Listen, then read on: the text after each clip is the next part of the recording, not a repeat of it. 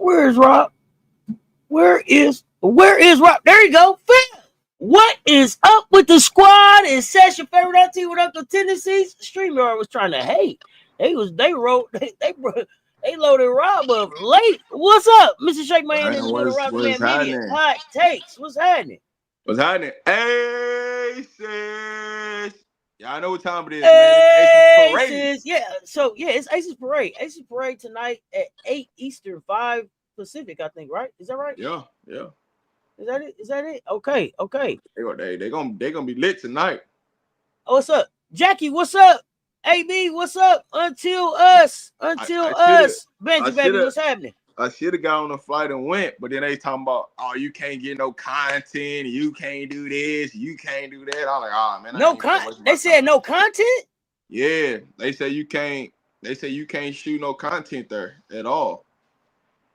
No going live, no streaming. They cutting down on that, huh? Yeah, they getting busy on that. That's real. I respect that. I mean, so you can't even record your own experience going in. Nah, you can't be live.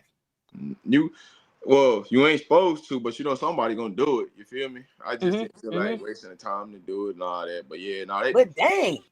Yeah, they sent me an email. That's why I had to double check, triple check that thing. Like, bro, y'all, damn, what's up with this? So is it no camera type of parade? Here, let me see. No camera, no phones. You gotta let me know. I can't even take a picture of myself at the parade. Let me see if I can pull this up right quick. Matter of fact, I can pull it up. I'll read it to you. It says Las Vegas Aces. Know before you go. 2025 championship celebration presented by Auntie. All right. Party starts at 5 p.m. Their time, Pacific time. The procedures begin at Tropicana into Las Vegas Boulevard at 5 p.m. Continues down Las Vegas Boulevard to Park Avenue to Toshiba Plaza. All right, they tell you who gonna perform. They're gonna tell you all the places, and then prohibited items. This is where the real fun is. All right. Below the items particularly listed that are not allowed into the plaza.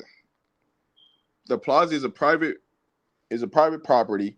Prohibited items at T-Mobile Arena are subject to charges. Please note if any questions, please contact guest services at T-Mobile Arena for specific policies and information. No backpack or bags of any size permitted into the venue except small clutches. During the event, backpacks are discouraged from the plaza. Tripods, monopods, professional filming, content creators is prohibited in the plaza. Weapons, firearms, knives, devices, pepper spray, mace, illegal drugs or substance, flammable liquids, aerosol cans, laser pointing, flames, fireworks, balls, projected, optical illusions, coolers, ice chests, folding chairs, Patron, or anybody without shoes or shirts, mace or chains.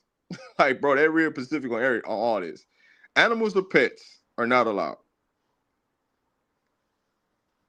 Unappropriate pampering, hands-outs, ads, flyers without prior consent from the arena management.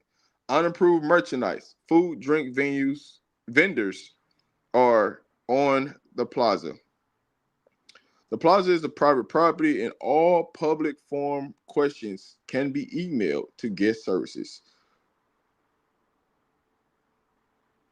So there you have it. You can't even create content at that bit. They ain't having it.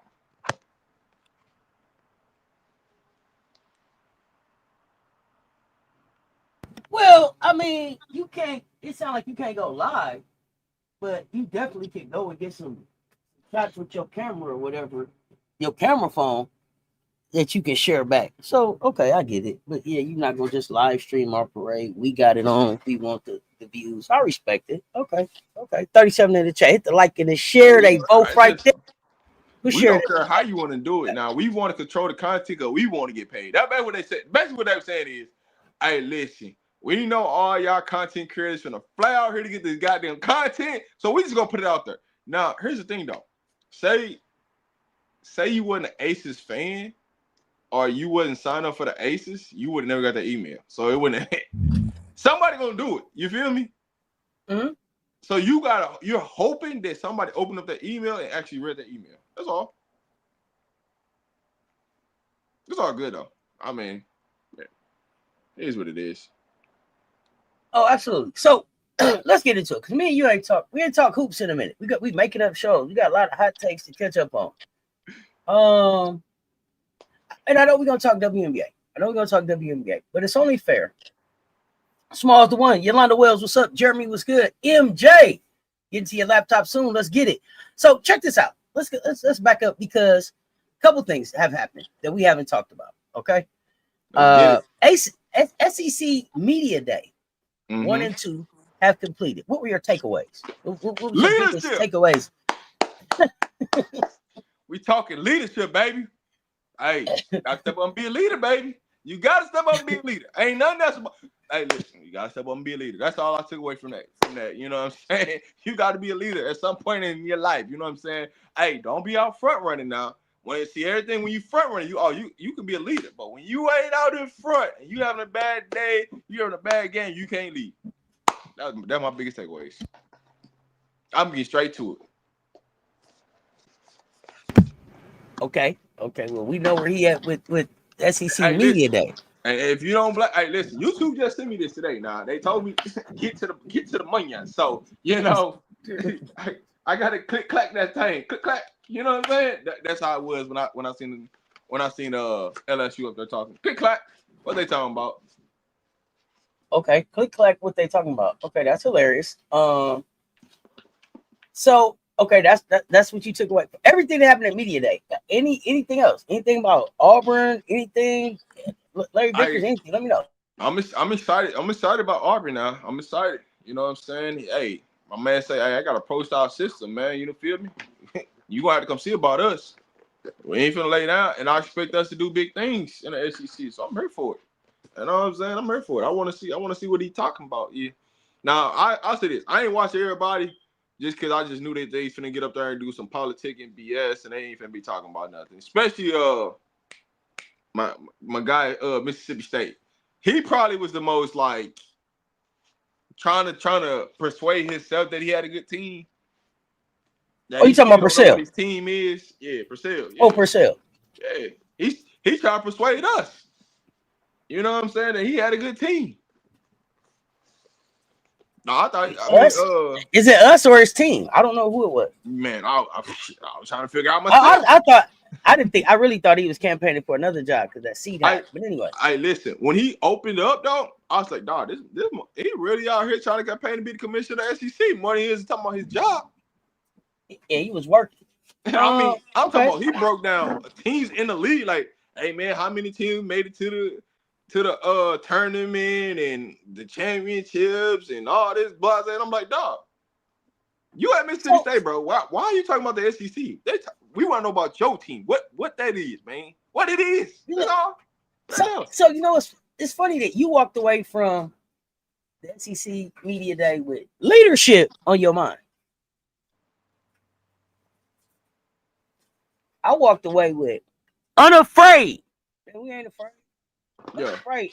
And they cheaper the second time around. Yeah. Hey, listen. That was the favorite bar of the moment. Hey, listen. Listen. Y'all go ahead on all that money. Hey, but when they come back that second time around, they way cheaper. They way cheaper the second time around. Hey, listen, and they give us more money on it. And so y'all be wondering how we can stay alive. Hey, listen, they gonna always come back around. Don't worry about it. They're gonna be cheaper the second round. And then it's gonna be, and then we can spread out the money even more to more people because they cheap on the second round. Don't worry about it. We good. When she dropped that bar, everybody's in that bed looking crazy, like damn. But one thing I'll say, this the part. You know what I noticed about Drip? Oh, go ahead. This the only part that I hate about Drip's piece of it is that because the way the SEC had it set up, you had a lot of the men's reporters that was asking Drip questions that don't really cover the women's game. So it was never going to be about questions pertaining to South Carolina's actual players or throughout the season because you had too many reporters in there that covers the men's side that don't really cover the women's side. See, I didn't take it like that. I took it like that's a sign of how much respect they have for Drip and what they want to know. They want her opinion on everything. She the face of this. Most games on ESPN, she the face of this. The questions that they asked, some of them was like setup questions. Drip looked like she wasn't feeling the interview from the time she got in there. But the other thing that I noticed about Drip is they can't never tell when Dawn joking. She be having to tell them it's a joke, y'all. Y'all can laugh like it's a joke. Some of the stuff she say, they be like, "Dang, she serious?" Nah, well, I mean, a lot of that because, go ahead. Hey, listen, when you see faces that you normally know that they don't normally care, they don't normally talk to you or really have a conversation with you, but then they show up to SEC Media Day, you kind of already know what the vibe is when you walk in. It's like, oh, I see this person, I see this person, I see this person. I know what time we on. They don't even cover men's sports. I mean, they don't even cover women's sports. So I know what time it is. All right, let's go. I got time today. And she addressed it accordingly. Yeah. I do feel like if they had actual women reporters or people that cover women's sports, I think that interaction would have went differently. But when she just walked in a room and she looked at the faces, she knew what time it was. So this other thing I want to know about SEC Media Day. I keep asking everybody this: why y'all bring 3 kids if you only gonna put 2 on the desk? It's always been that way. Put all 3 kids on the desk. No, that one man put all 3 of his kids on the desk this year. Move over and put all the kids up there. That's lame. And then you showing them over there awkward off in the corner. Pull them up here. What you got them here for? Yeah, you don't need an alternate at media day. Ain't nobody gonna twist their ankle before on their way to the desk. What we doing? That's wild. You got these kids up here, put them up there. I just thought that was really, really weird. But I really wanted to ask you about Florida. I don't know if you saw Florida. What did you think about Liv, the Florida coach there? They had Miaria there. What did you think about that? I'll be 100 with you. I didn't even watch it. Florida. Okay. Just I got a kid on a roster from Colorado that's there, but I didn't watch it. I'm not. To me, I'm not a real big fan on SEC Media Day talk because I already know it's a bunch of baloney. I know that they ain't finna get up there and really talk about nothing, or somebody gonna try to persuade you that they team better than what they is, and then they get into the season and they get in their head, something beat across their head. But for me, I'm like, man, listen, check ball, let's play ball. You know what I'm saying? Like, hey, let's see what's up, man. Let's see what y'all look like in these exhibition games. Now, shout out to Alabama and Florida State for actually televising their exhibition game. Everybody needs I feel like everybody needs to televise it. Now, you don't got to put it on a national brand, but you can use YouTube TV or something like that, man. Just put it out there for people to see. You know what I'm saying? You ain't got to hide the product because we're going to see what the product is, regardless of the fact. But, no, shout out to them. That's what I'll say. But that's actually a good segue because that was my next topic. What did you like? What did you like about both of those teams? Alabama. See, the thing with Florida State is they just don't got enough depth. I think they got a guard that is gonna keep you in games. They can go get you 20, 25 a night. They got a center / forward that can rebound, can block shots. Their biggest thing, can they stay out of foul trouble, and can they how healthy they'll be down the stretch. That's the biggest piece of it. But overall, I liked Alabama. I like what I seen. Number 23 out there playing like she Chelsea Gray. She dressed like her, move like her. I'm like, dog. I'm watching this game. I'm sitting here watching Alabama now, and I didn't remember 23. I think she got hurt. She was there last year, but I think she got hurt. And they got a lot of kids coming back that didn't play last year because of injuries that's playing this year. But when you see 23, like, she got the leggings on like Chelsea. She got the little wristband on the same hand as when Chelsea. And I'm like, dog, come on, dog. Come on, man. And then she out there moving like Chelsea, like offensive-wise. She do that same crossover, try to get to that same spot Chelsea get to and shoot the same shot. It just looked like I think that's Jessica Timmons. Timmons. Yeah, Jessica Timmons. She's a red shirt senior. Yeah, that's her. She looked like Chelsea, and I'm like, yo, that's not a good thing, dog. And I wasn't trying to say it like in a bad way. That's not a good thing. Like, You know what I'm saying? But it is what it is. But no, I like the Alabama. They got enough shooting there. They got I don't know how much they'll. I got to see them when they play against some real size. They like to play on the glass. That's the piece I want to see from them. But shooting wise, being able to make shots, get downhill, tight to the rim, I like what I've seen from Alabama. All right, all right. But we didn't come up here. We didn't come up here to talk about SEC stuff. We really came up here to talk WNBA stuff, and we're gonna get into like WNBA offseason because it's heating up. But before we get to that, we had an announcement this week in the WNBA All-Star game is in Chi-Town. Your thoughts on that? Artemis was good. B Will, what's happening? What's happening, everybody? I'm sorry, I ain't even speak to everybody, man. And my apologies, man. Hope everybody having a great day on this Friday. It's been a long week for me. Hey man, it's 123, but it just quick switch for me. But y'all know what I mean. Yeah, man. It's been a long week, man. Prayers for me, prayers. But man, listen. I think it's some bullshit. Like I ain't even know. I think it's some pure bullshit that Chicago Sky got the All-Star game. All right. And the reason why I'm saying this, right, is because I truly believe that they're trying to save this franchise and goddamn Chicago. And it's just like, stop saving them. Just bury them. Like, just get the ownership out of the way. Like, stop trying to save this ownership that don't really want to be owners of this goddamn franchise. Like, this is pure bullshit right here, dog. Like, all y'all doing is y'all helping them raise money for the facility they just built to flat out just recuperate the money they just spent. So they didn't lose anything. They didn't invest really anything. Oh, yeah, man, we're going to put this money up front for y'all to turn around and give it to them on the back end. Come on, man. Now, what you should have did was, if you're going to wait this long to give an All-Star game, how about give it to the person who just won a championship? How about that? If you're gonna do these type of games, they just get to the person that just won the last championship. So Vegas should have been awarded the All-Star game. New York should have been awarded the, you know what I'm saying? Like, unless it's a back-to-back years, right? But I truly believe that Golden State, Valhalla should have got the All-Star game. That's just me. I feel like they should have got awarded it, but I understand what they trying to do with Chicago. It's crazy.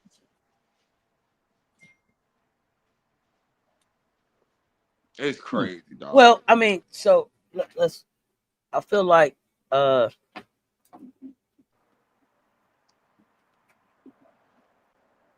it's number one a sign that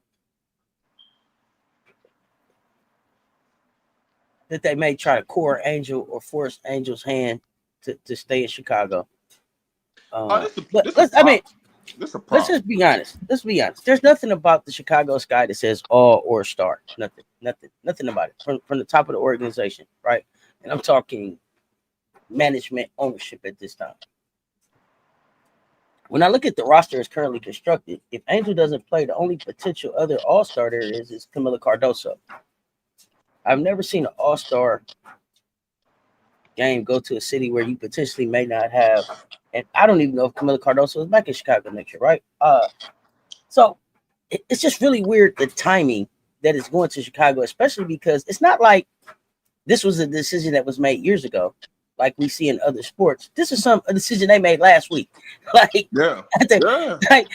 or yesterday. Well, I don't know. Whenever they made it, here after everything they saw Chicago do this year, they was like, you know what?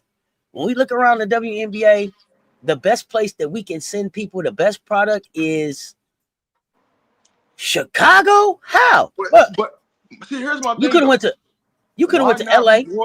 Why not reward Golden State for having the best attendance last season? He could have did that too. Like I told you before the show started, I felt like the All-Star game was Asia's. Asia earned that. It should have went to Las Vegas this year. This coming up year. That's just what I think. But I'm biased because I'm an Aces fan. Yeah. But when you look at everything, right? So you look at everything and you're like, Chicago, y'all don't even have. So we're not going to do it in Wintrust. It would have to be at the United Center. I hear it, and Political Lil will talk more about this on our show later. But there's some pressure coming from, like, I don't remember if it was the governor and the mayor. It's a pressure because the The state sees that there's money in women's hoops, and they want to know why Chicago ain't getting to it. And they can't have Angel Reese type marketing dollars and access leaving their market. That's crazy, right? So we got to get all of this fixed. So I don't know if this is the pressure getting put on the WNBA now coming back, where like, hey, y'all gonna have to do something about this ownership. Hey, who got Kathy by her neck? That's all I need to know in Chicago. Who got Kathy by the neck? I don't know that they got Kathy by the neck as much as they got Adam by the neck, because what I think this signals is a change in ownership. And I think that you see the Chicago Sky be owned by the Chicago Bulls overnight. Yeah, I mean, we're going to United Center. We're gonna have the All-Star game there. We finna put that ownership in charge of this over here, and we finna move y'all around. Hey, listen. So Aces, Valhalla, they could have said Atlanta. They could have said Phoenix. They could have said Phoenix. They could have went back to Phoenix. I don't care.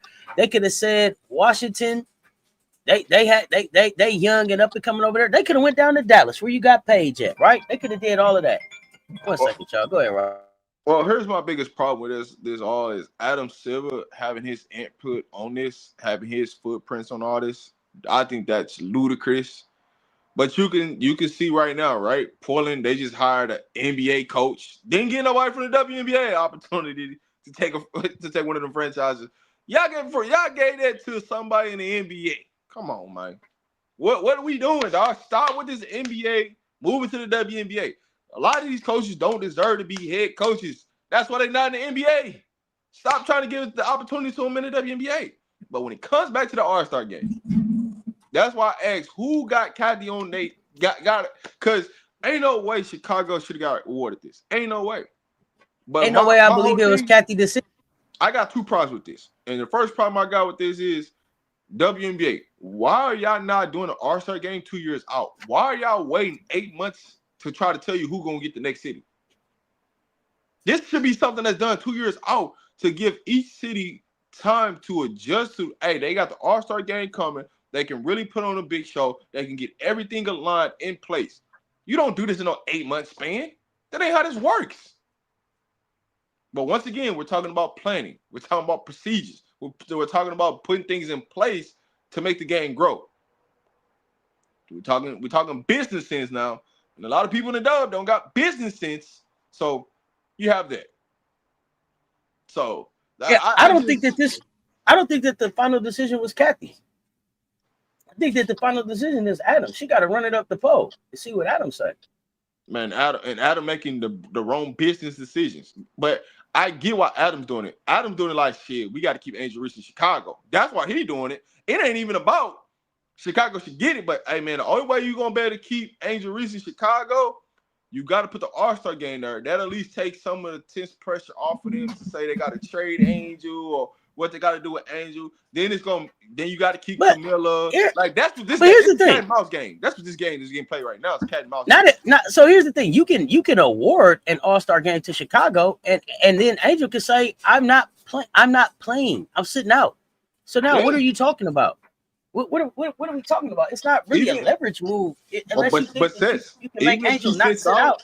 Even if she sits out, they're still gonna make her the host because a player has to.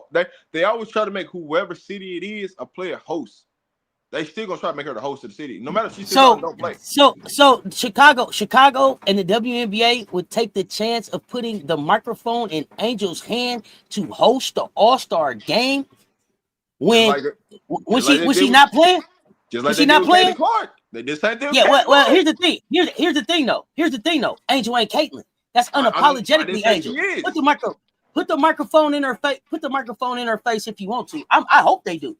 It'll be the best. It'll be the best All-Star weekend we've seen since the Stud Buds. Go for it. I'm here for it. Yeah, I'm not saying that it's right, but that's what they're gonna do. She's the megastar that brings the money to Chicago. Just like CC was to Indiana, they're gonna make her the host, regardless of the fact of how we want to look at it. That's just what they're gonna do. That's the only reason why you make this decision. You don't make this decision for no other reason but that. Hey, I'm here for it. I'm here for it. Please make her the host. I'm here for it. Let's go. Please. Hey, listen, listen. I know one thing about Angel. She gonna be unapologetic, and I'm gonna love it. Let's go. I just don't want them to keep trying to force Angel to be somewhere where she don't want to be at. That's all. But they gonna force her to be at the All-Star game with the mic in her hand, with all eyes on her about their league. Please do. Yeah. Please do. Yeah. I'm here for it. That's the politics behind all this. Is they're gonna try to force her to do that? If they don't do anything else, injury. Right now. Yeah, she gonna do that. It's a prop. It's a prop for them.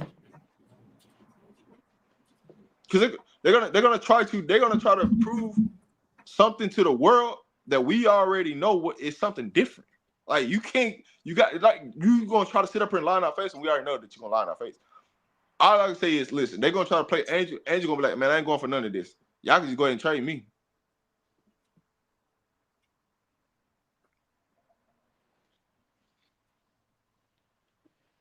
I don't even think Vanessou's gonna beat her. To be honest, I don't think she's gonna be in Chicago. Because Angel gonna make them play a side. It's either her or me. And if you trade Angel, they need Angel for the All-Star game. That's the reason why you make this move, is to try to save Angel to beat her. Angel wants to be on a winning team. That is correct. But you also got to be able to bring pieces there.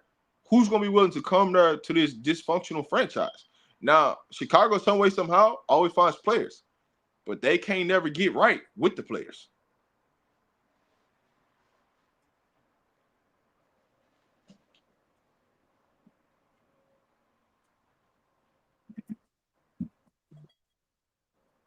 No, they definitely use the Angel for sponsorship, and as long as Angel keep doing what she's doing, they're gonna definitely use Angel for endorsements and sponsorships right now. That's all the Sky doing. You don't think that they looked at that Victoria's Secret thing that she done and was just like, oh damn, we gotta get them the All-Star game. They know what's going on with Angel Reese. They know what she's representing right now.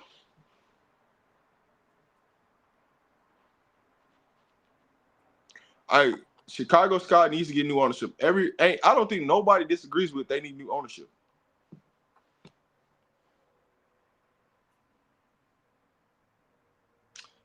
I don't think Angel will go play in Europe. I think she would just like train and just do what she's doing and modeling and stuff like that. And because she makes enough money off the court where she don't really truly have to go and play in Europe. I think she'll just stay over here and train and go do something else versus having to put up with the BS. I do think Angel Reese will do that. So we'll see though.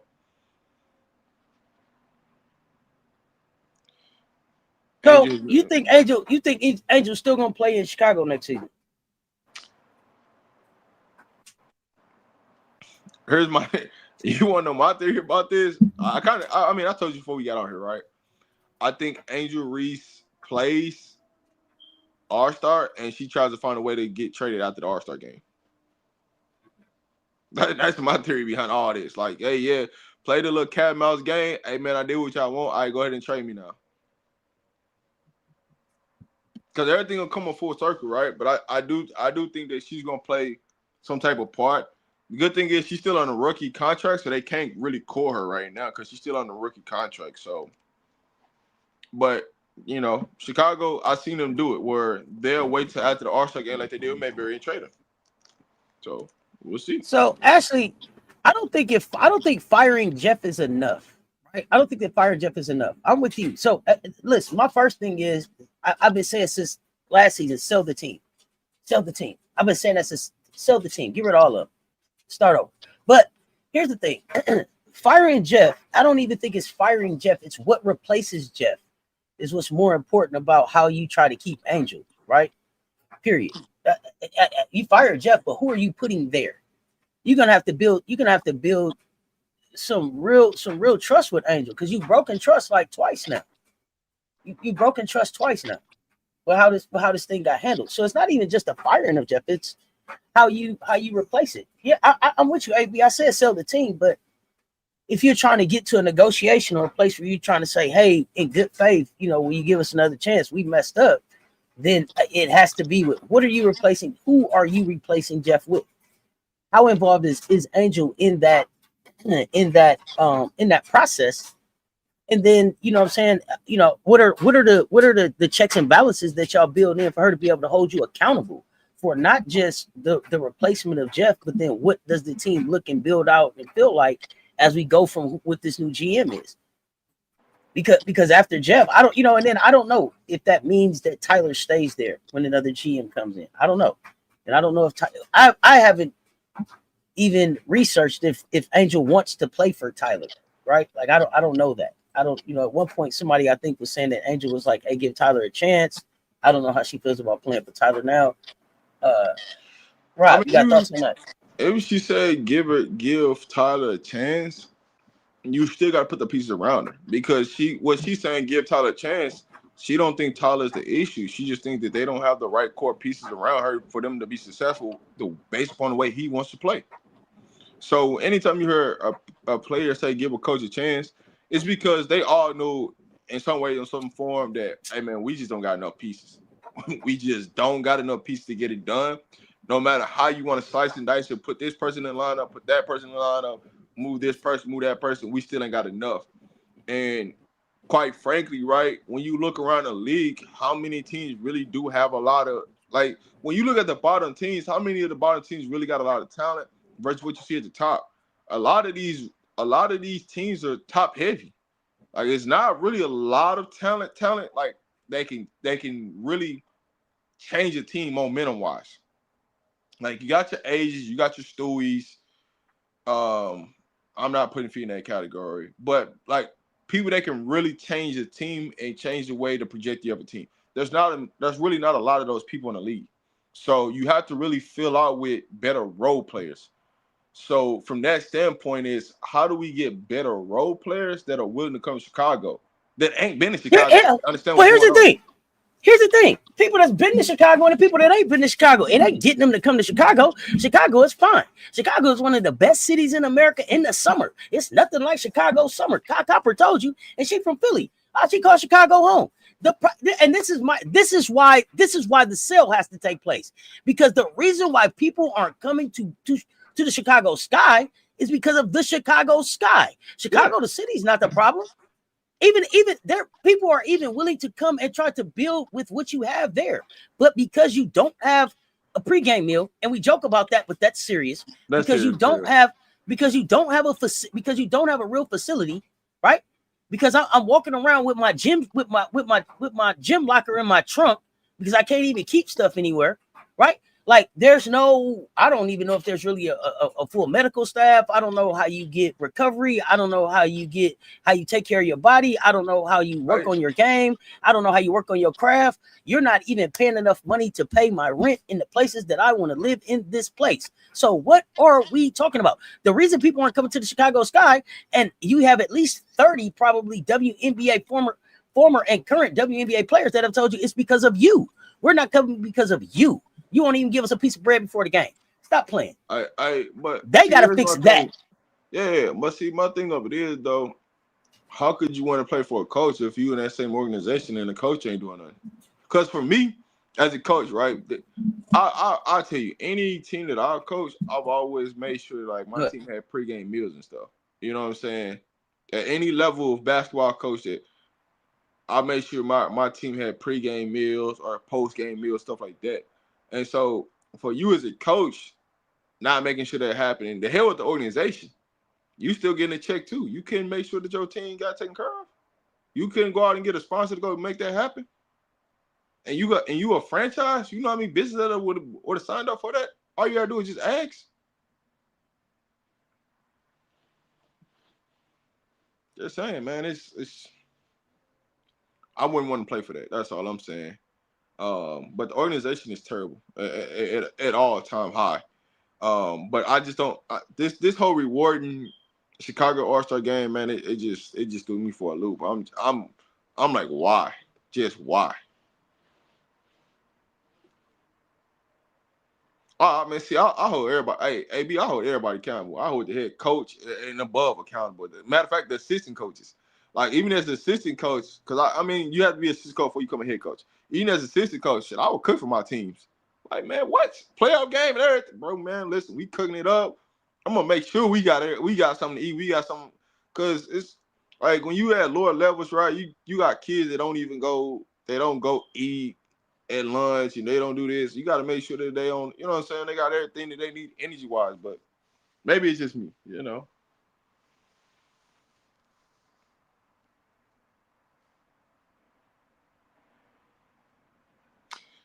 Yeah, but here's the thing though. It's a lot of players that gotta get their own shelves, security guards, things like that. It shouldn't be that way, but it is. You know what I'm saying? It's the price that comes with it. Chicago just poorly ran at the end of the day, and it sucks, right? That you have to see stuff from a different point of view as fans for y'all to really get the picture of everything.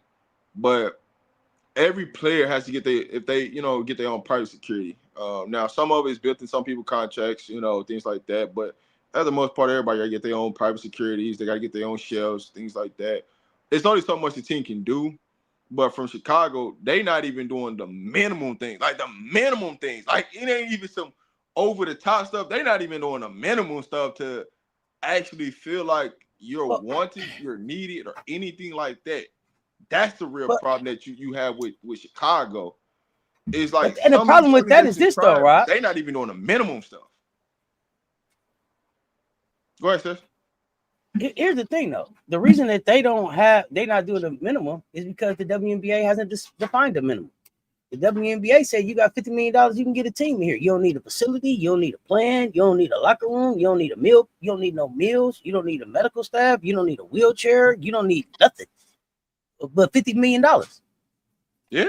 So because they don't value the product that they put on the floor, or the resources that it takes to put on the floor, the human capital that it takes to put on the floor, and they feel like it'll be another crop of them in here next year, they don't. And so this is why this CBA thing is so important. Go ahead. Now, Cess, I ain't the smartest person in the world. I'm not. But every time you go, like, you have a business, right? You have a business model, you have a business plan, you have a 30, 60, 90. You have like actual things throughout the season. I mean, I want to know what that plan is. What that look like? I have no idea. That's what I'm saying. Like, I want to real life know what that plan look like for Chicago Sky. Because there is no way that y'all got a business plan, a business proposition, or anything about any level of how to take care of a player or how to take care of the organization. Well, there's definitely no strategic plan for how they're rolling out the season. They're definitely not revisiting that. There aren't milestones. There aren't checks and balances. It's kind of like a free for all. We kind of, we take it as it comes. And for a great part of for some part of the season, you have to have some flexibility built into your organization because things will happen. Injuries, stuff comes up, breaking news, stuff happens. Right? Got to have some flexibility. But for overall, as an organization who's been here for 20 years now, you should have a Chicago Sky way of doing business, right? If you were to look at the two organizations, Golden State and Chicago, you would think Golden State was a 20-year organization in this league. And Chicago, this was their first year. The way they look this year, like, oh man, they're young, still got their little baby giraffe legs. They trying to get strong, everything weak, everything wind blowing them over. But Valhalla standing strong. They came in here with $50 million and turned that into a $550 million valuation or something, right? They haven't thrown one player under the bus. Every time somebody went down, the team stepped back up even stronger. Chicago, meanwhile, you got the general manager, the coach throwing their main player up under the bus, devaluing the players, and not figuring out how to even have team building. It don't seem like. And I see y'all saying in the chat, Angel lost some respect for Tyler. I just don't know. It doesn't look like it. They look like an organization that's trending in the wrong direction in Munyon season, and that's horrible. I mean, listen, they definitely hustling backwards. I'm gonna just say this. I'm just gonna be real frank. Everybody on every team lose respect for the head coach. They always love the assistant coaches. That's just the matter how it go. It's just what it is. It's just what it is. Fair. Until you into that head job, like everybody is the respect level is always gonna be different, right? And I hate when people come out and say that notion of like she lost respect. Well, every player loses respect. I don't give a damn who the coach is. Every player loses respect for the head coach. They always love the assistants until they the head goddamn person. It's just what it is. That's just how life goes. Until you the top person of authority, they gonna lose some respect for you in some way, some fashion. Like it's just what happens. But I just wanted to address that because I just hate when people say that because it's that happens across the board no matter who the coach is. I don't know why y'all even still talking about CC in my chat. She's an ambassador. Is she She's an not even, automatic all-star? Is but she an automatic trying to, all-star next year? yeah, they trying to justify, but it's like, yo, they didn't have the number one attendance, they didn't have the number one sales and all this. That went to Ball Holla. Like let's just cut it out, dog. Let's just cut it out. I know y'all want to proclaim they was one of the top, but they wasn't the top. Like just call it what it is, man. Trying to justify move the field goal post to justify something that don't even make sense. Come on, man. Gotta stop that.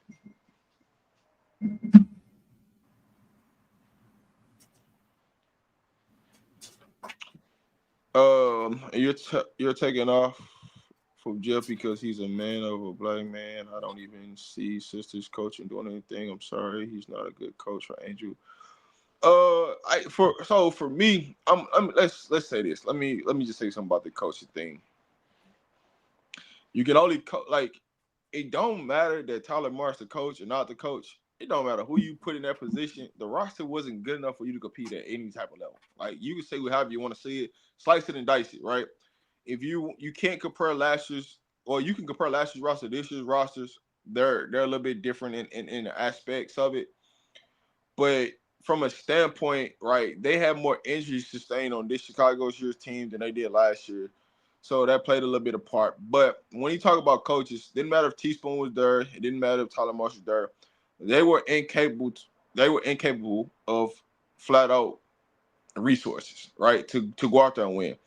And that's the part that I hate about a lot of times when you put some of these black coaches and you give them opportunities is we don't never get the good opportunities. We always come into the subpar opportunities or to the bad opportunities, and we got to turn around. And then the moment we get it turned around, they're going to fire me anyway to bring in somebody else to coach them up. Just saying. It always happens that way. They're going to put you in there to fix everything up to where it needs to be. Once you start fixing it, once they start seeing things turning into a right direction, they're going to fire you to hire somebody else for somebody else to get the credit, and they're going to win the championship with that same roster you just went and built. It's been proven over time too many times. So the conversation of Teaspoon and Marsh and who should be there, who should not be there, it really don't matter at this point because they both are going to be in the same situation as lame duck coaches. They just going to be in the way until things get turned around. And the minute things get turned around, they're going to move them out the way and bring in another coach that can go win them the championship. It's just how it's been proven.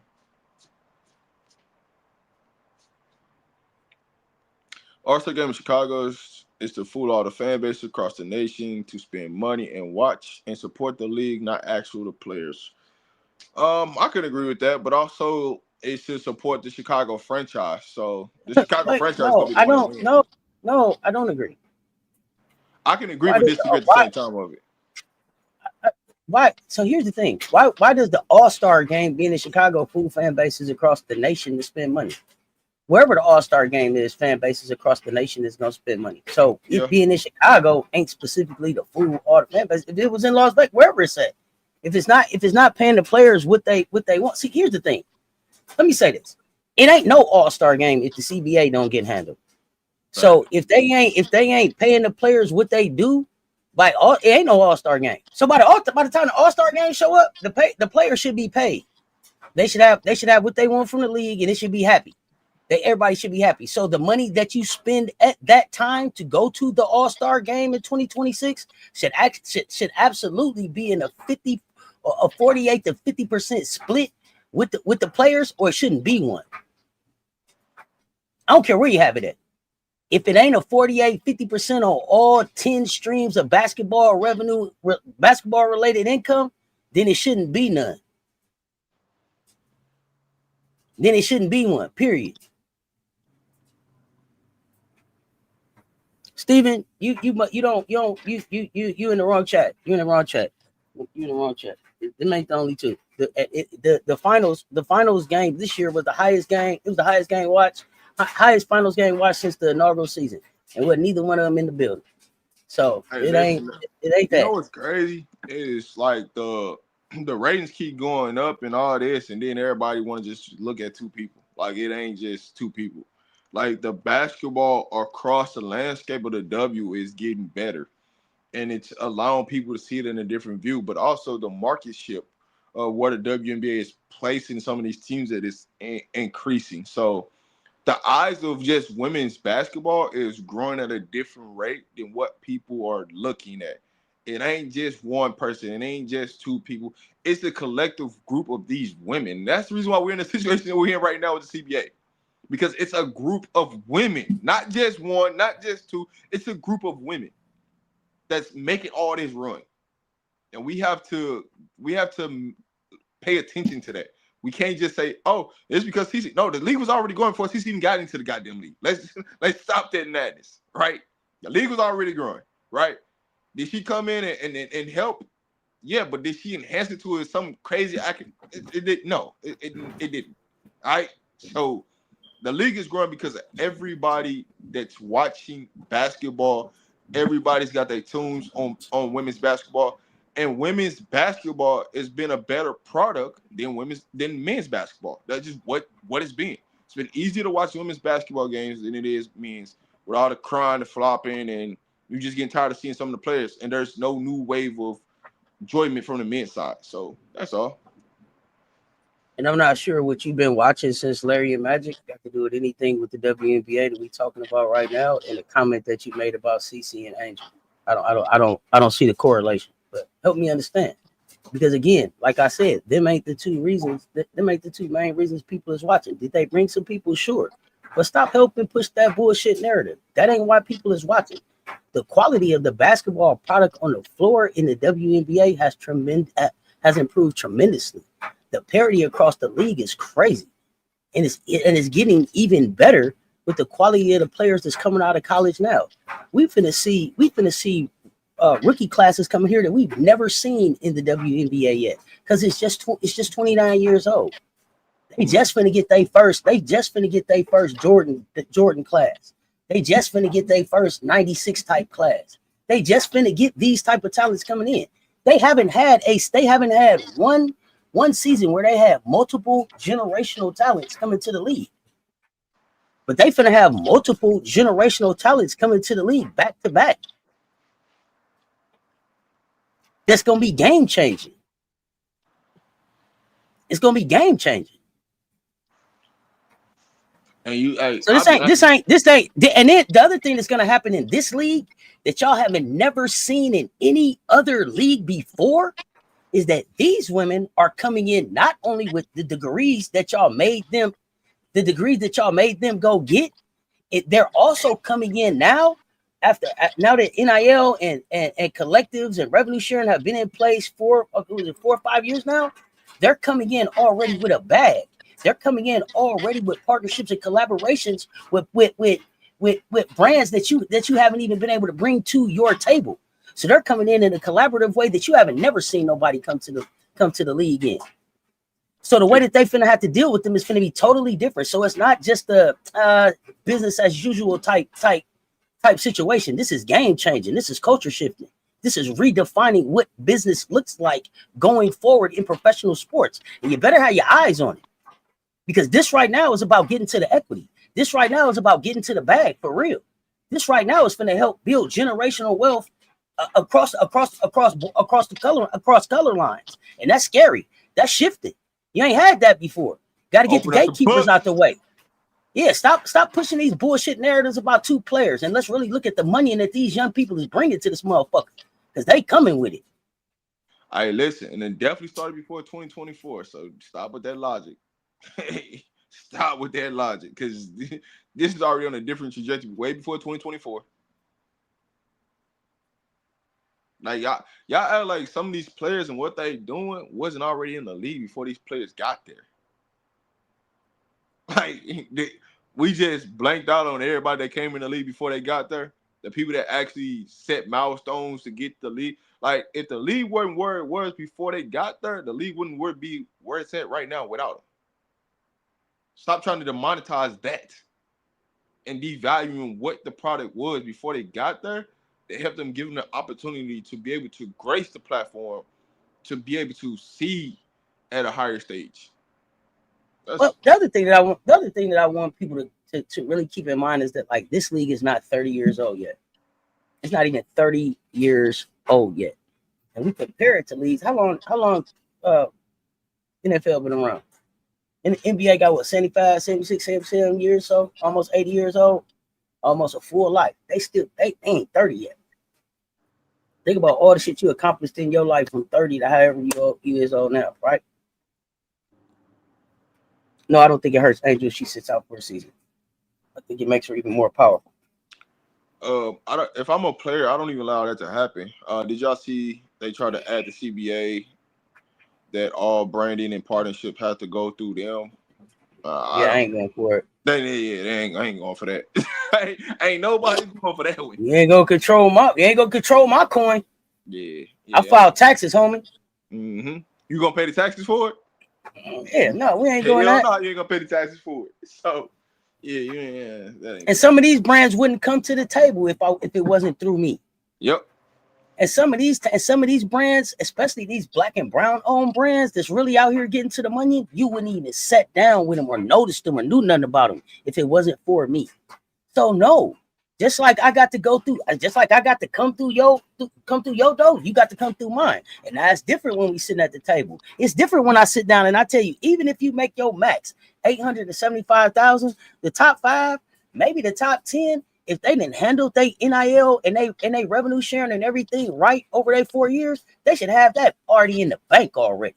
Blase sitting on 20 acres.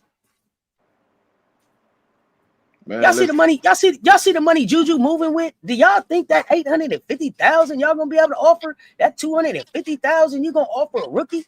Really moves or shakes what Juju's able to do, especially when she's able to sit down at your table and say, "Let me see what y'all talking about. I'm gonna look this over. I got an unrivaled deal on the table. I got an upshot deal on the table.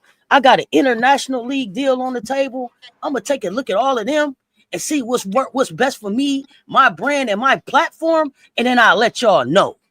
I don't have to sign here. See, it's different. It's different now.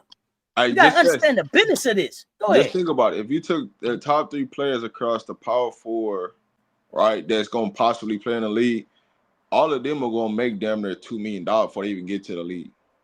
Easy. Like, just think about it. When you initially get out of high school recruiting, that's gonna get you, you know what I'm saying, damn near close to $1 million just for them to sign you if you're a top 25, top 50 kid. This money that they talking about giving them right now, 250,000, 500,000. Yeah, I get to pay my team with that. I'm gonna pay my team with the WNBA salary, man. Come on, what y'all got for them? Yeah, that's before you even step foot to start dribbling the basketball. You're gonna get that, right? So then you talk about playing a season. So then I get to build my NIL. I get to build all my endorsements into that year. So that next year, whatever I already made before I start dribbling basketball, that number already tripled or double. So by the time I get done about this, I'm gonna walk out of college with a degree of at least $2.5 million in the bank and being able to do what the hell I want to do. So you think that I'm allowed the W to talk to me any kind of way and I already got more money than what you trying to offer me? Right. Plus, if I'm smart, I'd have made a partnership with everybody that I like. I ain't paying for no clothes. I ain't paying for no shoes. Yeah. My branding is up. It's up. Here's the thing. Don't be at a Nike school where that shit already built in. You feel me? That's you know what I'm saying? Yeah, I mean, you know what I mean? Whatever shoes you want. But the other thing though, Rob, and we ain't gonna get too deep in this, is that it's already some states where they already getting their NIL check in high school. Yeah. So what is that money gonna look like? We ain't talking about $2.5 million by the time you leave college. We might be talking about $5 million, and maybe you don't even stay in the finish school, right? But see, that's the thing of why in high school the landscape is changing about where you gonna play it, because if you go to the right state, you getting your NIL money for you. So hey, listen, if you're college, hey, I got to get that while I'm in high school. Before we even could talk about me pulling up to your college, I'm already getting that in high school. So If you think if I can get $500,000 in high school, what the hell you think you finna give me for me to sign a player to a college? Come on, man. It don't even happen in the Men's National Basketball Association. You talking about them sitting at the table the way it is or what? In Gamecocks, let me know. I don't understand how the league think these college educated women will fall for their shenanigans. Or how they don't understand. These women just figured out. Go ahead. Here's the thing. I was gonna say this, Shem. It's because they did it because y'all made them do this. If y'all would let them come into the league earlier, now I'm not saying that some of these girls won't graduate or anything like that, but because y'all forced them to go do this, now it's all this is gonna backfire on you. You put yourself in a situation. They didn't do it. Well, the other thing though too is these women see that they were able to go and really on their own build relationships that raise capital that started a viable league that offers equity, right? So now I got options. That don't mean I have to go outside of the states that allow me to continue to build my brand in other ways. I can do Unrivaled, and then I could flip the script, and I might do like Angel and walk the Victoria's Secret fashion show. I may be modeling. I may be some of them is computer whizzes. Whatever it is, I got time to do other things right here attached to my brand, still growing. So. Yep. Oh, that's another great point. L504. Clutch Sports. They're not playing around about these women. They get to the money. Hey, listen. They get to the goddamn money. That's actually you should be started to. Hey, listen. Hey, money saver. I'm gonna say this real quick. I'm sorry, Rob. Let me say this real quick. I don't know how much the league minimum should be till they open up the books. Go ahead, Rob. I'm gonna say this: it's two places that you should be signed with. If you're not signed with Clutch Sports, you better be signed with Young Money Sports. Them the two agencies. Young Money Sports, owned by Lil Wayne. If you a woman and you watching this, or you know somebody that got somebody Division I, hey, and if y'all know, other ones, I know that's really taking. I'm a partner. Yeah, go ahead, Rob. I'm a partner. I know somebody, but go ahead, sis. No, I was gonna say, and if y'all know other places that's really taking care of these women, let us know, because I want to shine a light on them. Young Money, Clutch Sports, whoever those are, because it's some of them out here that ain't really about getting them to the money and making sure they taken care of.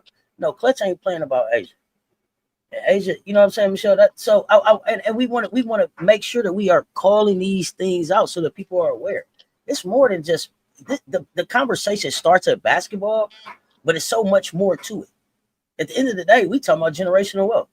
At the end of the day, we talking about being able to change communities, being able to empower young people, being able to build for the future, all off just dribbling this basketball. But we got to be able to understand the business behind that shit so that we can really get to it. High school NIL helps the girls who may not be D1. Absolutely. Man, it benefits everybody. But absolutely, here's the downfall, right? Is people living through their kids and putting their kids in bad situations and not helping them understanding financial gains, financial structure, and beyond. That's what a real problem is with NIL. It's not the piece of. Go ahead, Seth. I mean, that's one part of it, but the other part of it is it's sharks out here. So it's people that's out here that's not here to teach you the business of it. So you got to be educated. You got to seek out that knowledge and understand before you sign these deals, so that you know what you getting into. Yes, there are parents out here trying to live vicariously through their kids, but it's also some bad deals getting done. And this kid's getting sent to the wrong schools for the wrong reasons, for the right prices, for the money that's going in the wrong pockets. And some of these kids are signing deals and they ain't even getting the most money out the deal. So man, listen, there are some kids out here signing deals that ain't gonna never see that money, but it looked like they was gonna see that money. And now you get into a war that you gonna have to go get a lawyer, and you don't even got the money to go get the lawyer because you never received a check. But they sold you a dream. But because you signed the deal, because you don't know, that's why you in that situation. And signed the deal and you ain't got nothing but a car to show. Man, you gotta get BMW. What happened to the? Hey, listen. Don't let them go out there and buy you a car and not understanding what comes with it. Because that's the first thing. Oh man, go ahead, give me that car, man. Hey man, that new Mercedes, that new BMW, man, that thing looks sweet, man. Let me go get that. Yeah, what you got to do to maintain that? Because guess what? If your kid get hurt, they snatching that money. Unless you a top wanted kid, that money gone. So be mindful about what you do, who you sign with, and things like that, because some of it can be snatched from you so fast because you just don't know. And some of you might have to pay back. If your kid, they see a trajectory where you don't see your kid at, and your kid just so happen to just grow late and bloom late and end up making it to the league, they gonna come back and get that money from you, and you ain't even know they're gonna come get it. So just be mindful. Oh yeah, there's sharks in the water. There's sharks in the water. Hey man, everybody gonna tell you that they're good for your kid until you find out the real truth of the matter. Do your homework. But you know, we're gonna get to the opening books in a minute. But today is Aces. So Aces is the champs. Aces is the champs, Rob. We're gonna get this parade. We're gonna get the parade in today, and then kind of moving into the offseason. We were looking at an article about how teams will look next season. Which WNBA free agents might be on the move for the 2026 season? Who's the biggest free agent out there? Agent Wilson. Okay, I agree. Who's the biggest? But in all fairness, you expect Asia back in Las Vegas, right? Yeah. So who's the biggest free agent? I should say. Let me qualify that with who's the biggest free agent that you expect to make a move out there? Satu. Really, Satu? Where do you see Satu and why? Why do you think? Why is she leaving, and where do you see she going? And why? I don't have a destination on. I mean, it's a lot of people free agents technically.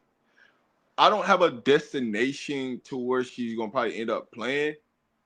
But I could also understand if she left to go to Portland, up in Oregon, and her sister goes up there to Oregon with her, and Sabrina goes, and they try to recreate the Oregon Ducks. I can see that. But I think Satu is gonna be one of those ones that I got my eyes on right now. That I think she's gonna end up probably leaving Phoenix.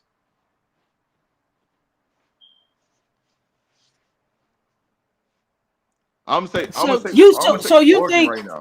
I'm gonna say so Oregon. You think Satu? I mean Portland. Portland. Okay, so you think Satu feels like she got a better chance of winning the chip with her sister and Sabrina than with Kai and AT?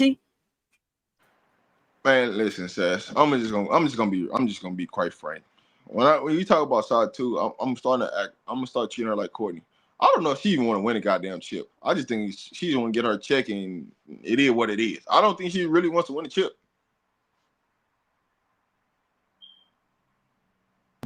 Really? Wow. Okay.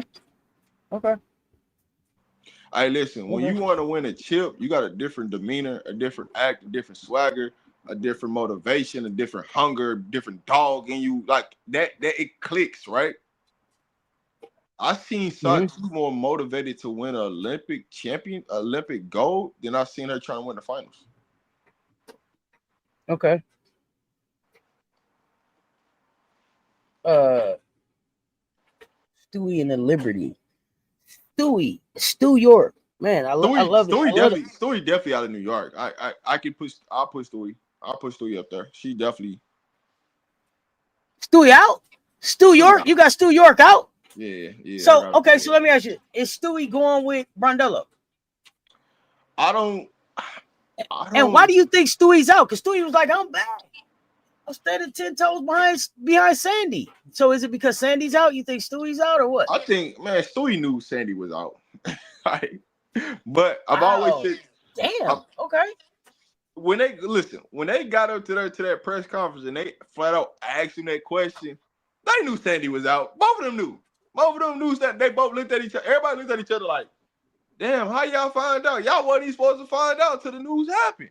How y'all find out? Okay, so that's what you thought her what the fuck? You thought that's what that was about? Like how they know? Yeah, Okay. they knew. Okay. That's what the fuck? Like they knew what was up. They knew. Hey, listen, Okay. they didn't have to have no exit meeting. They knew when that reporter asked that they knew somebody that knew somebody that knew somebody. Right? For you to ask that question, you gotta know somebody because you ain't finna just come out and ask that question, dog. So from that standpoint, it was just all right. Now the cat's out the bag. How do we react to this? Now it's Sabrina goes with Brendello. Down in Dallas. The only reason why she's going down there to play with her is because it's a UConn Husky versus with a UConn Husky. That's it. Other than that, I don't see Stewie going to Dallas. I just don't picture Stewie in a Dallas uniform. Now, if Stewie goes to Dallas, does Enrique leave? Good question. That's the biggest question, right? For Dallas. Like, what do you do with Enrique? If you say, hey, we can get Stewie, but Stewie say, I don't want to play with Enrique, what do you do?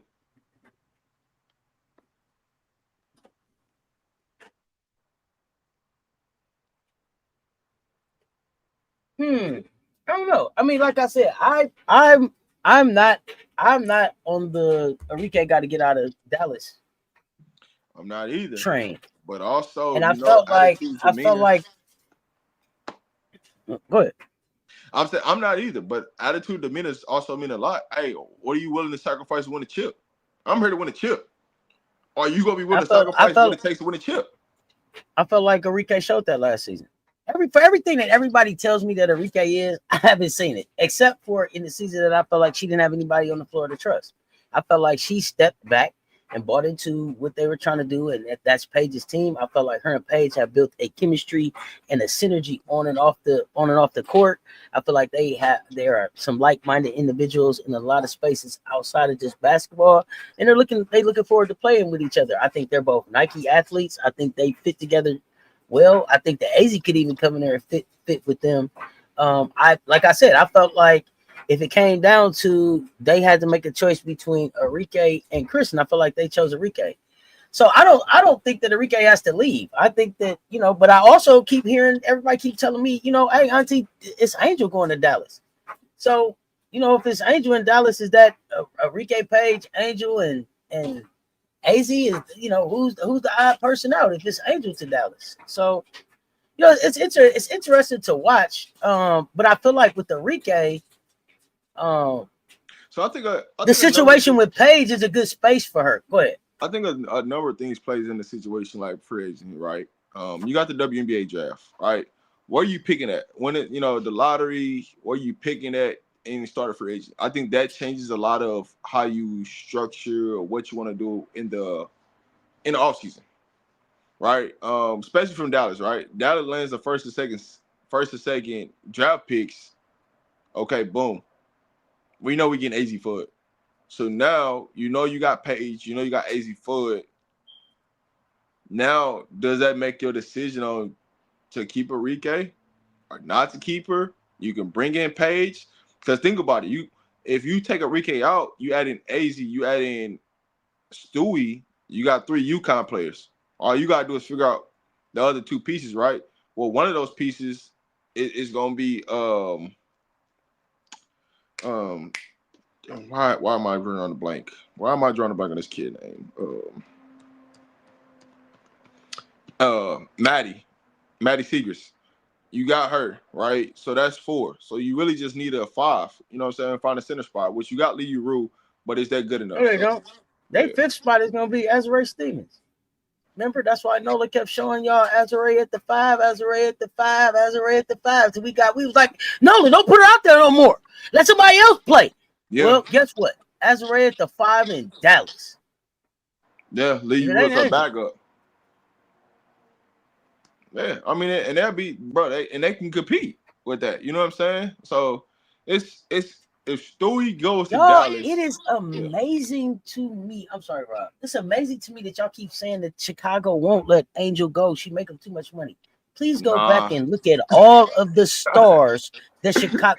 Go back and really look at everybody that has come through Chicago. How much money Chicago let leave. Chicago. When me and Lil say in that Poly Sports episode that they just think it's that we'll get another one next year. That's how they feel.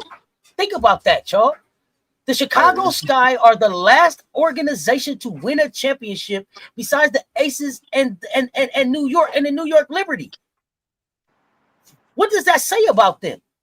Do they even look like a championship organization at all? Go ahead. No, I'm saying you I would wouldn't think mind as Red Vegas either. Go ahead. You would think that it was like Chicago was way far off for the way this team is. You would thought it's been like 15, 20 years since they won a chip. And they literally just won a chip less than 5 years ago. 21. Less than 5 years ago. And they the worst organization in the league. Crazy. Oh, yeah, that's wild.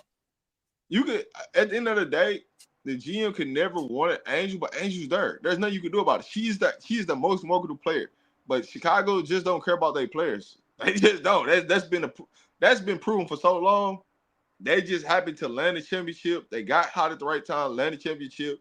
The organization didn't even believe in that team because they was a 500 team. They barely made the playoffs, and they just struck hot at the right moment in time. Won a chip. If you could have told that organization that, and before that 21 season, did they win a championship with Candace Parker? They wouldn't have believed that. They just got hot at the right time. But, we digress. So what's the next thing, Cess? No, wait. No, I'm sorry, Rob. I shift gears here. I try to catch things. You know me, I'm on site with stuff. King Lion Brown in the building. What's happening with you? I was waiting. I had been waiting for you to pull up on us, fam. We wanted to get some clarification on again who your team is. Who is your team? Because you keep telling us UConn, but we ain't really seen a lot of UConn around the way you be posting and everything. Uh-oh. So we was wondering, and then I had seen something where you had posted that like Don was the second best coach in the SEC, but it really should be Kim or something. So I was wondering if you could, while you was here, if you could, WNBA, NCAA, all everything. You had said UConn and everything was the NCAA team and everything, but a lot of LSU stuff, a lot of LSU stuff seemed like. So I was just wondering, are you really an LSU fan? And then again, your comment about Kim and everybody, if you would please. Yeah, man. We need that. We need those teams, dog. We need those teams. See the one thing. Well, but okay. So you're not a LSU fan. Do you post a lot of LSU stuff in your social media? Bro, that's weird, bro. Bro, we go with the weirdest again. I'm asking because I mean Okay, we got a Michigan fan in here. Okay. UConn is the standard. How is UConn a standard? You don't post anything about UConn. Oh, Artemis, we ain't talking to you. Yeah. And we should lose to Texas and LSU. That was something else that I guess you had said out in the social that I was wondering about. So I don't know if you let me know. Because it's some receipts that came in. And so people was asking me because it's like, one thing about here is I am who I am. Every time who I am. Rob is who he is. We stand on business and we stand on what it is that we say, and who are you is a real thing. Right. And so this community is built on trust in what you say you is. So do you have a social media platform that got your name on it that got a whole bunch of LSU stuff on it? How you saw that too? What's going on, dog? It's a lot of people that saw it. The people that seen the receipts in the chat. I mean, y'all free to speak up. Let's talk about it. We're a family. We're a family. So that's not your social media platforms, or what you telling us? Hey man, boy, y'all be killing me with all these anonymous platforms, alias.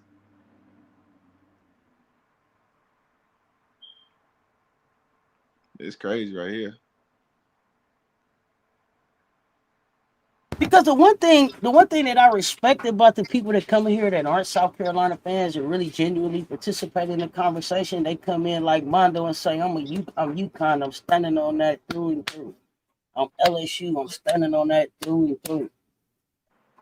Not I'm South Carolina when I see you, and LSU when I see you, and I like Tennessee too, and I'll put on this. They not all. We not all that. We call it how it is, but listen, we was just wondering. I mean, you still here? Oh, buddy. I don't know. I don't know. Oh, buddy. Rob, you wanted to talk about something else? I'm sorry. Oh, oh, buddy. was it Twitter? Is it Twitter? Twitter? Is that where you at on Twitter? Let us know. I don't know. Oh, buddy.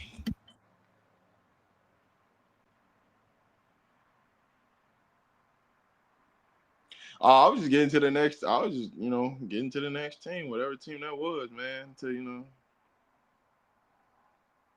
we got magical teams up in this thing.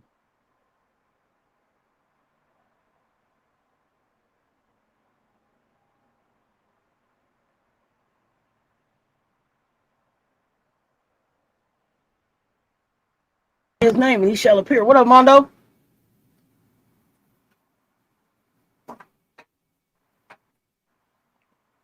Hey, man, I just want to know what some people be infatuated with Kim about, man. What they be infatuated with? What you mean? What you mean? In what sense? Just in general, like what is it that they like about Kim? That's all.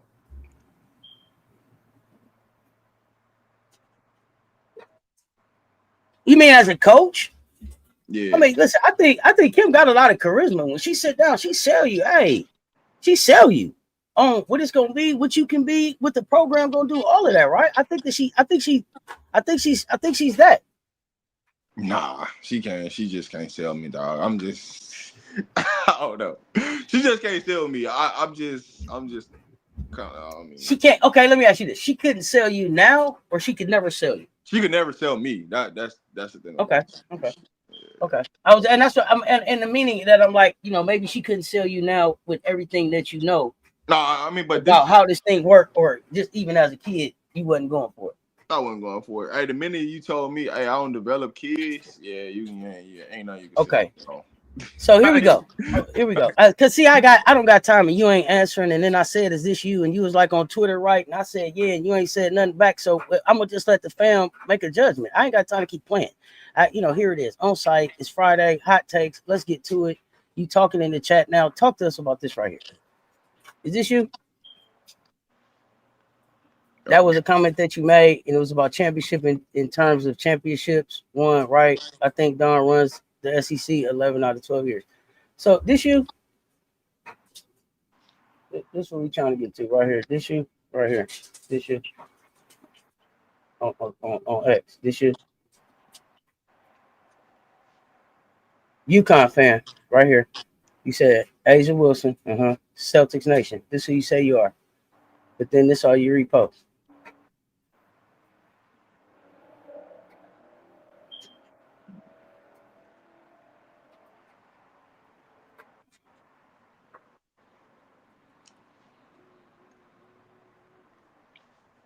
Yes, MJ. Monkey says she don't develop kids. So they was asking, are you an LSU fan or a UConn fan? That's what they was asking. MJ, where you been at? She says her job is to win games, ain't to prepare you to the WNBA. What you been missing, MJ?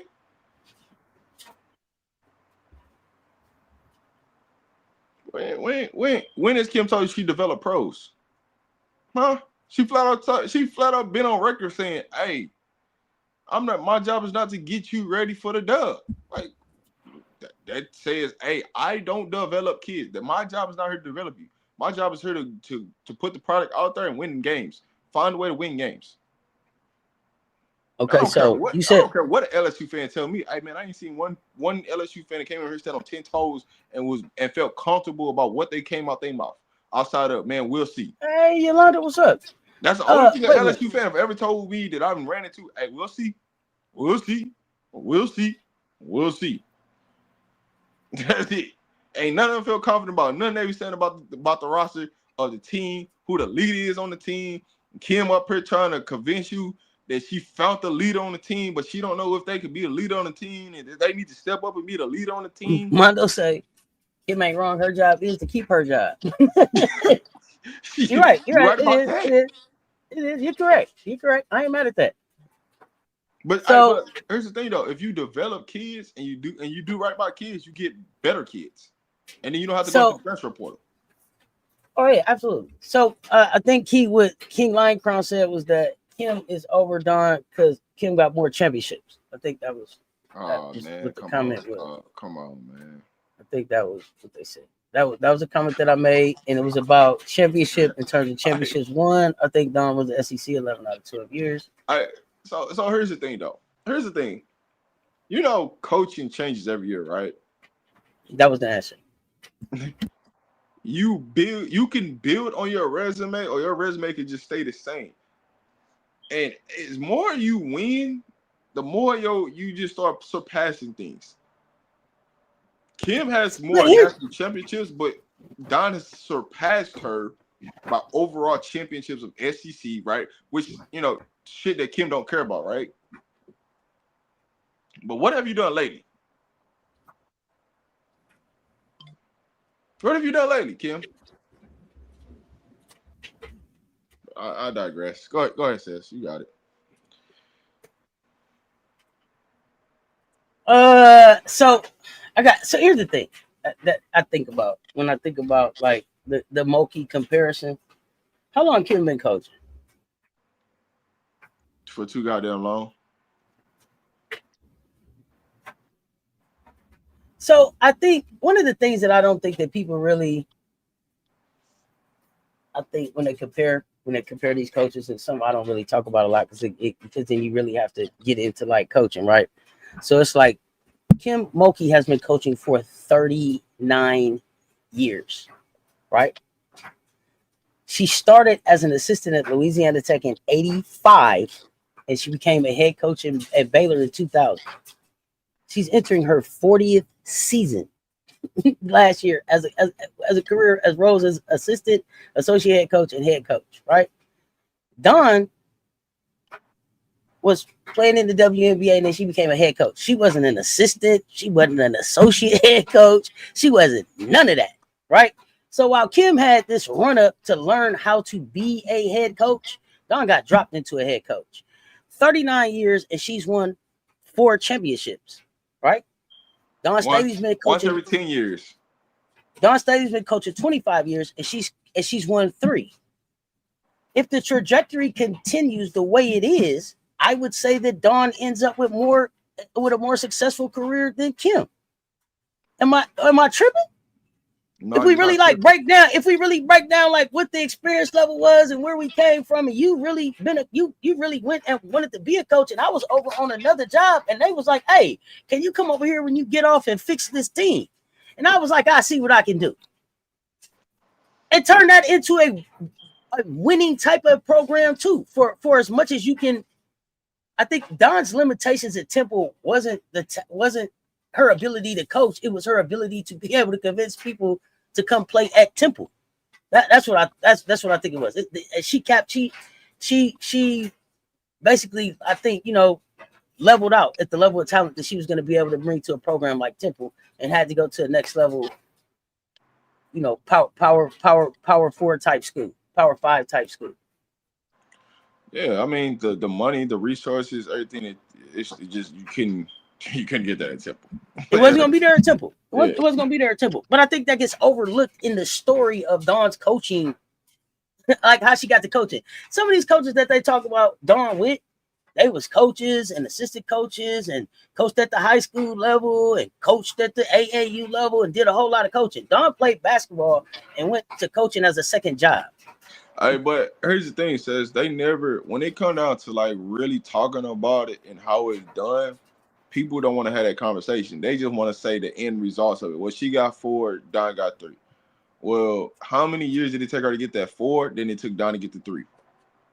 Make it make sense. This is common math. Like if it took you 30 plus years to get 3 chips, that means every 10 years you're finally figuring out how to get to be number 1. But in less than 20 years, I got 3 of them things. But in reality, if you really want to make it make sense, like for as long as you was at this program, how long did it take you to get this many chips? when she was at this program and this standpoint of, hey, from this standpoint to this standpoint, how long did it take her to get these many chips? Like, it's just common sense stuff. Like, who's the better? Like, it's always gonna be subjective, right? Who the better So coach is, here's the right? thing.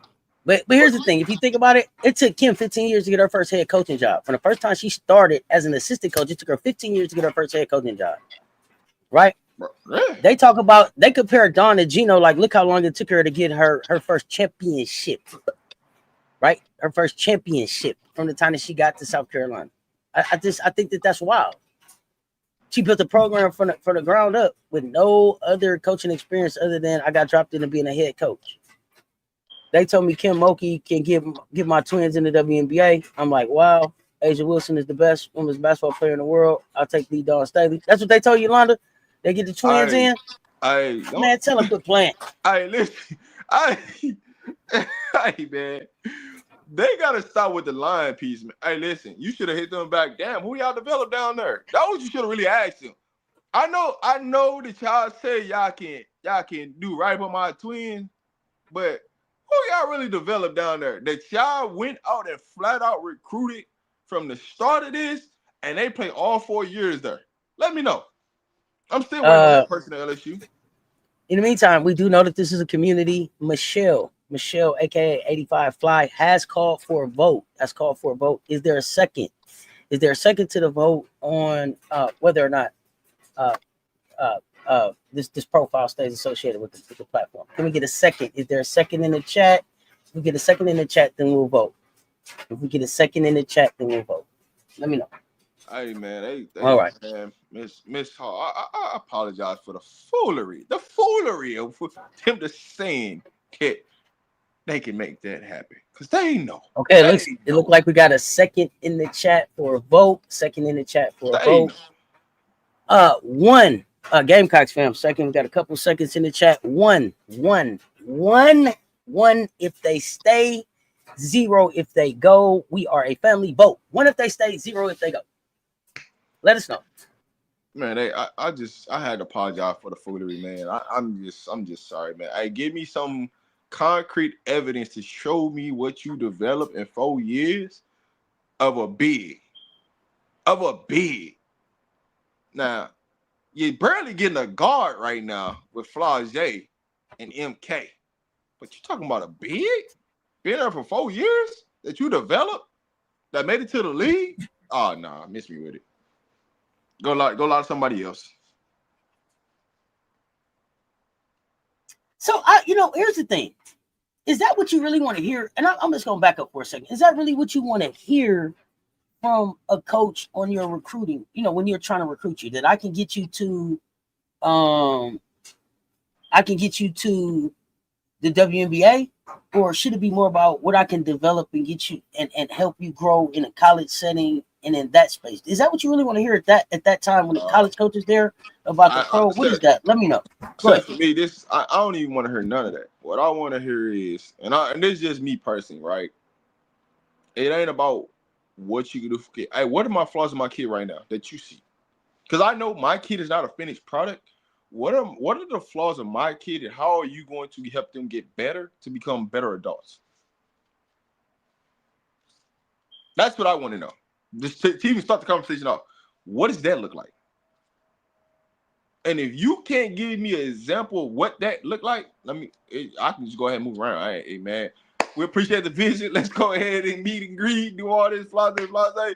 We out, man. We ain't even dealing with that. Because when I walk into Don Staley, what's he gonna do? Hey, I see what your kid has done. Here's the things that your kid needs to work on. When she come here, this is what the day-to-day structure look like and how she's gonna get better. Because she showed me that. But when I go to a different program, I need to see what that looks like. So explain to me what that looks like so I can understand. And if you can't explain that to me, man, you just wasting my time, man. Appreciate your time. Hey, I can go to Gino. Hey, Gino, what that plan look like? Is my jury he gonna put on that table? He also gonna have a plan on what that looks like, or what my kid needs to be better at, how he's going to put a plan in place to make sure that they help them get better so they can move on. Now that's all I'm asking for. Give me a plan of what it look like when my kids here for 4 years. What it's gonna look like. That's it. That's the only thing I care about. If you can't give me a plan and all you can tell me is I can help your kid get to the league, oh, that sounds good.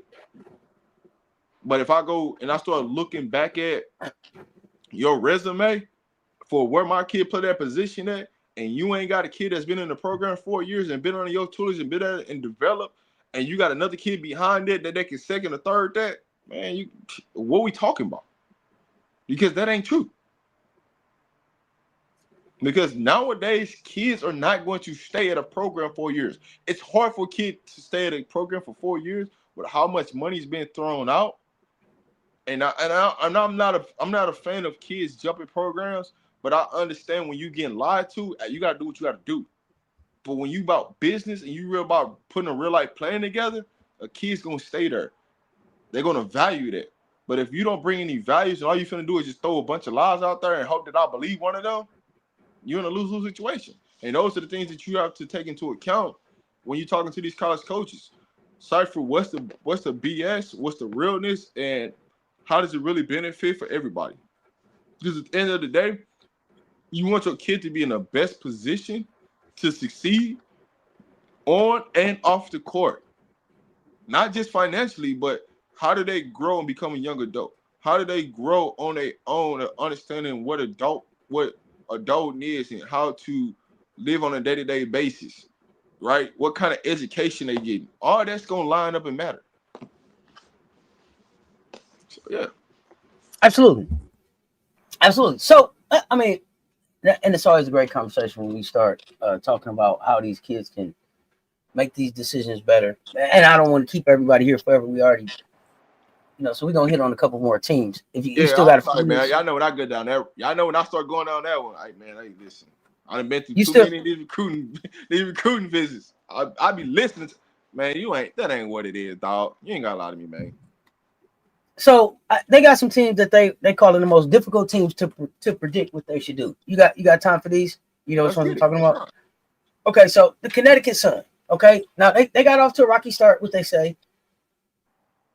Mm-hmm. But they got a nice young core. Layla Lacan, Sanaya Rivers, Lisa Morrow, Aaliyah Edwards, right?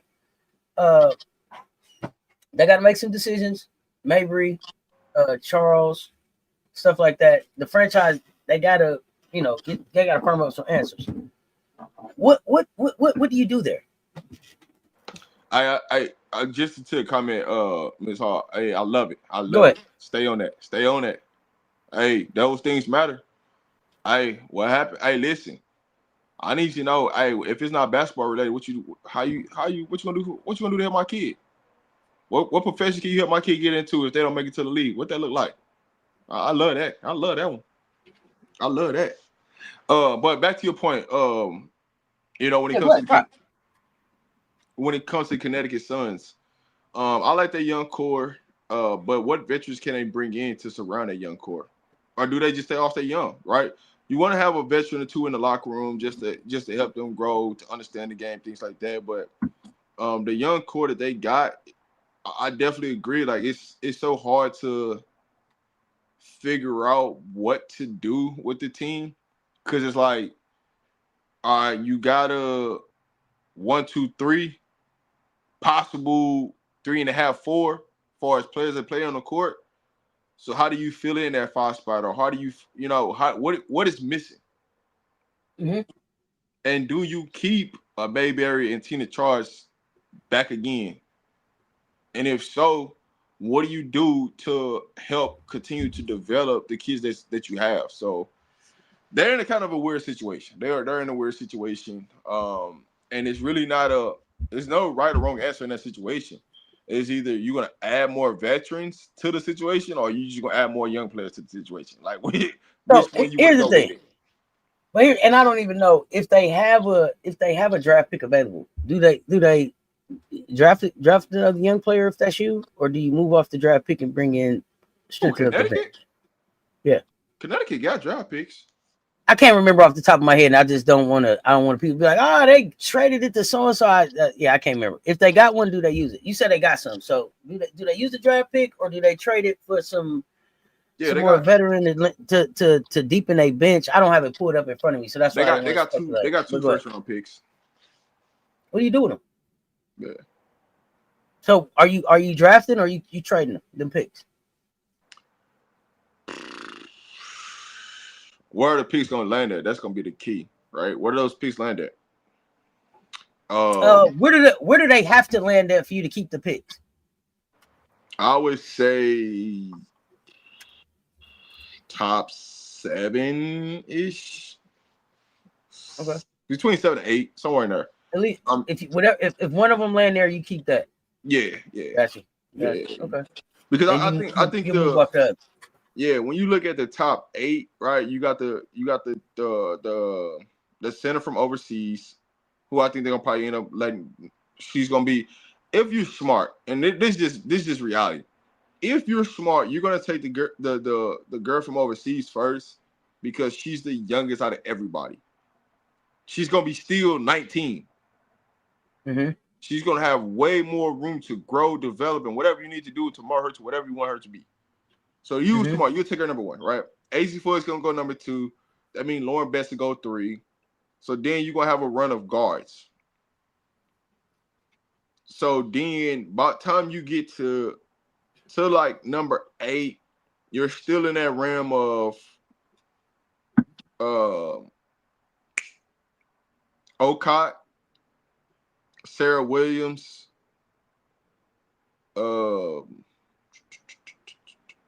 trying to think who else. I'm trying to think who else is a big that you'll be fighting for. But you'll be in that realm of drafting one of those in the top 8. So from that standpoint, that can give you a future big that's that can come in and make a quick impact for you, that can have a long term on the franchise. Because you don't really need to take another guard. You just don't. Like, you got too many of them. So if you can find a 4 or a center, you'll be fine. Yeah, depending on her season. Depending on her season. I just think Ocott's season is going to be better than Baker's season. So I'm saying I would be fighting for Ocott, sitting at that 7-8 spot. So, and I know she's not high on people's job boards, but she's going to fly up people's job boards when people can see that, her game and what she's worked on and how strong she's got. So, They say 8 could be Janiah Barker too, depending on the type of year she had. yeah. Interesting. Okay. Yeah, it ain't about money. Just Go ahead. long as you get to number 7 and LSU, keeps the trend of being picked at number 7. I mean, anything's possible. AZ to Seattle. AZ ain't going to Ocott Seattle. over a cut over BG for you. I can see that for sure. Sure.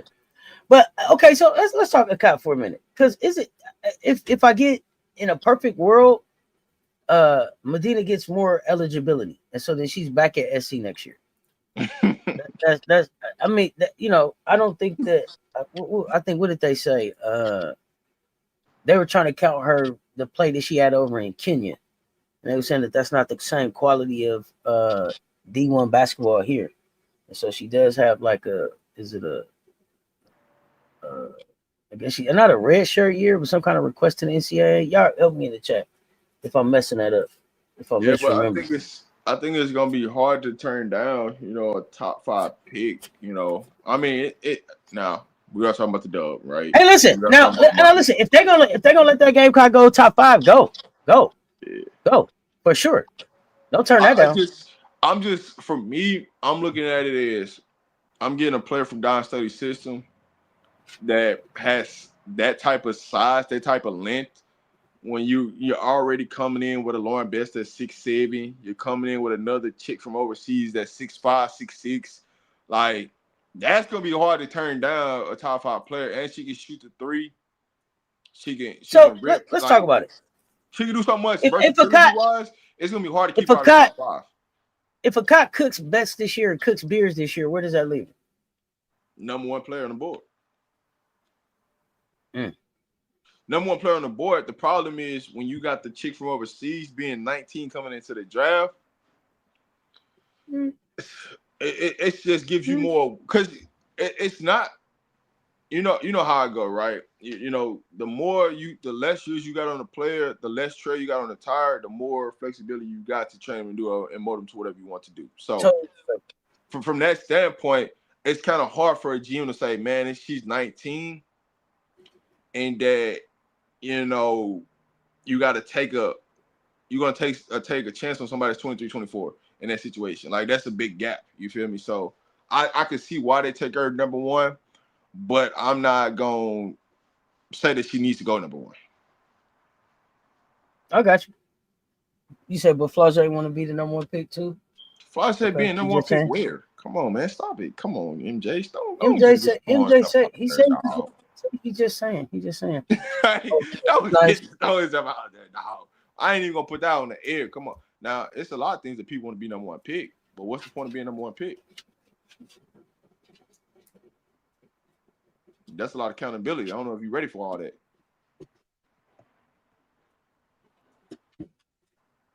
What they asked Janai about? Tell me. You got to remind me. I don't see what Mondo said. What did he say? Miss Hall, I know it's always about the money with a lot of people, man. They just they living through they kids, but there are a lot of families that's out here that don't need the money. They don't desire, like, it's a benefit, it's a plus, but like it ain't it all be all. And some people it's more about educational development, things like that. But it's all about, you know what I'm saying, what you prioritize, what you and your kid prioritize, right? In the recruiting landscape, right? What's the plan that you set forth of everything? And I think that's a lot of things that people miss. A lot of these people don't actually truly have a plan when they talking to these universities. They just listening to the pitch and they just settle on BS. That's all.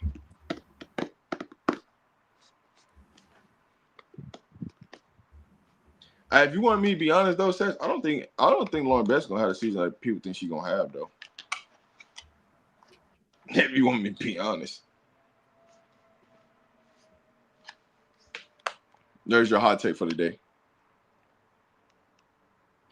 6'7". What that mean? That's just it's that so ain't it? That's what I thought. I don't know. 6'7". What that mean? It's just so, but I don't know. I could. I might got it wrong. Because you can't teach 6'7". That's what the young people say, Ron. You can't teach 6'7", but still 6'7". What that mean? It's like Hey, she can go out there and be It just Kwame mean Brown. anything. But here's the thing. All right, let me I stop think talking about Betts. my Colorado You kids. think Betts had the same exact season? I don't think it's the same exact season because it ain't the same exact people around her, and she's not gonna have the same exact challenges. So I don't think it's the same exact season, but I think it's the same exact spotlight and pressure. And you got to deliver right now. You got baby sis down there. The reason why They want you to.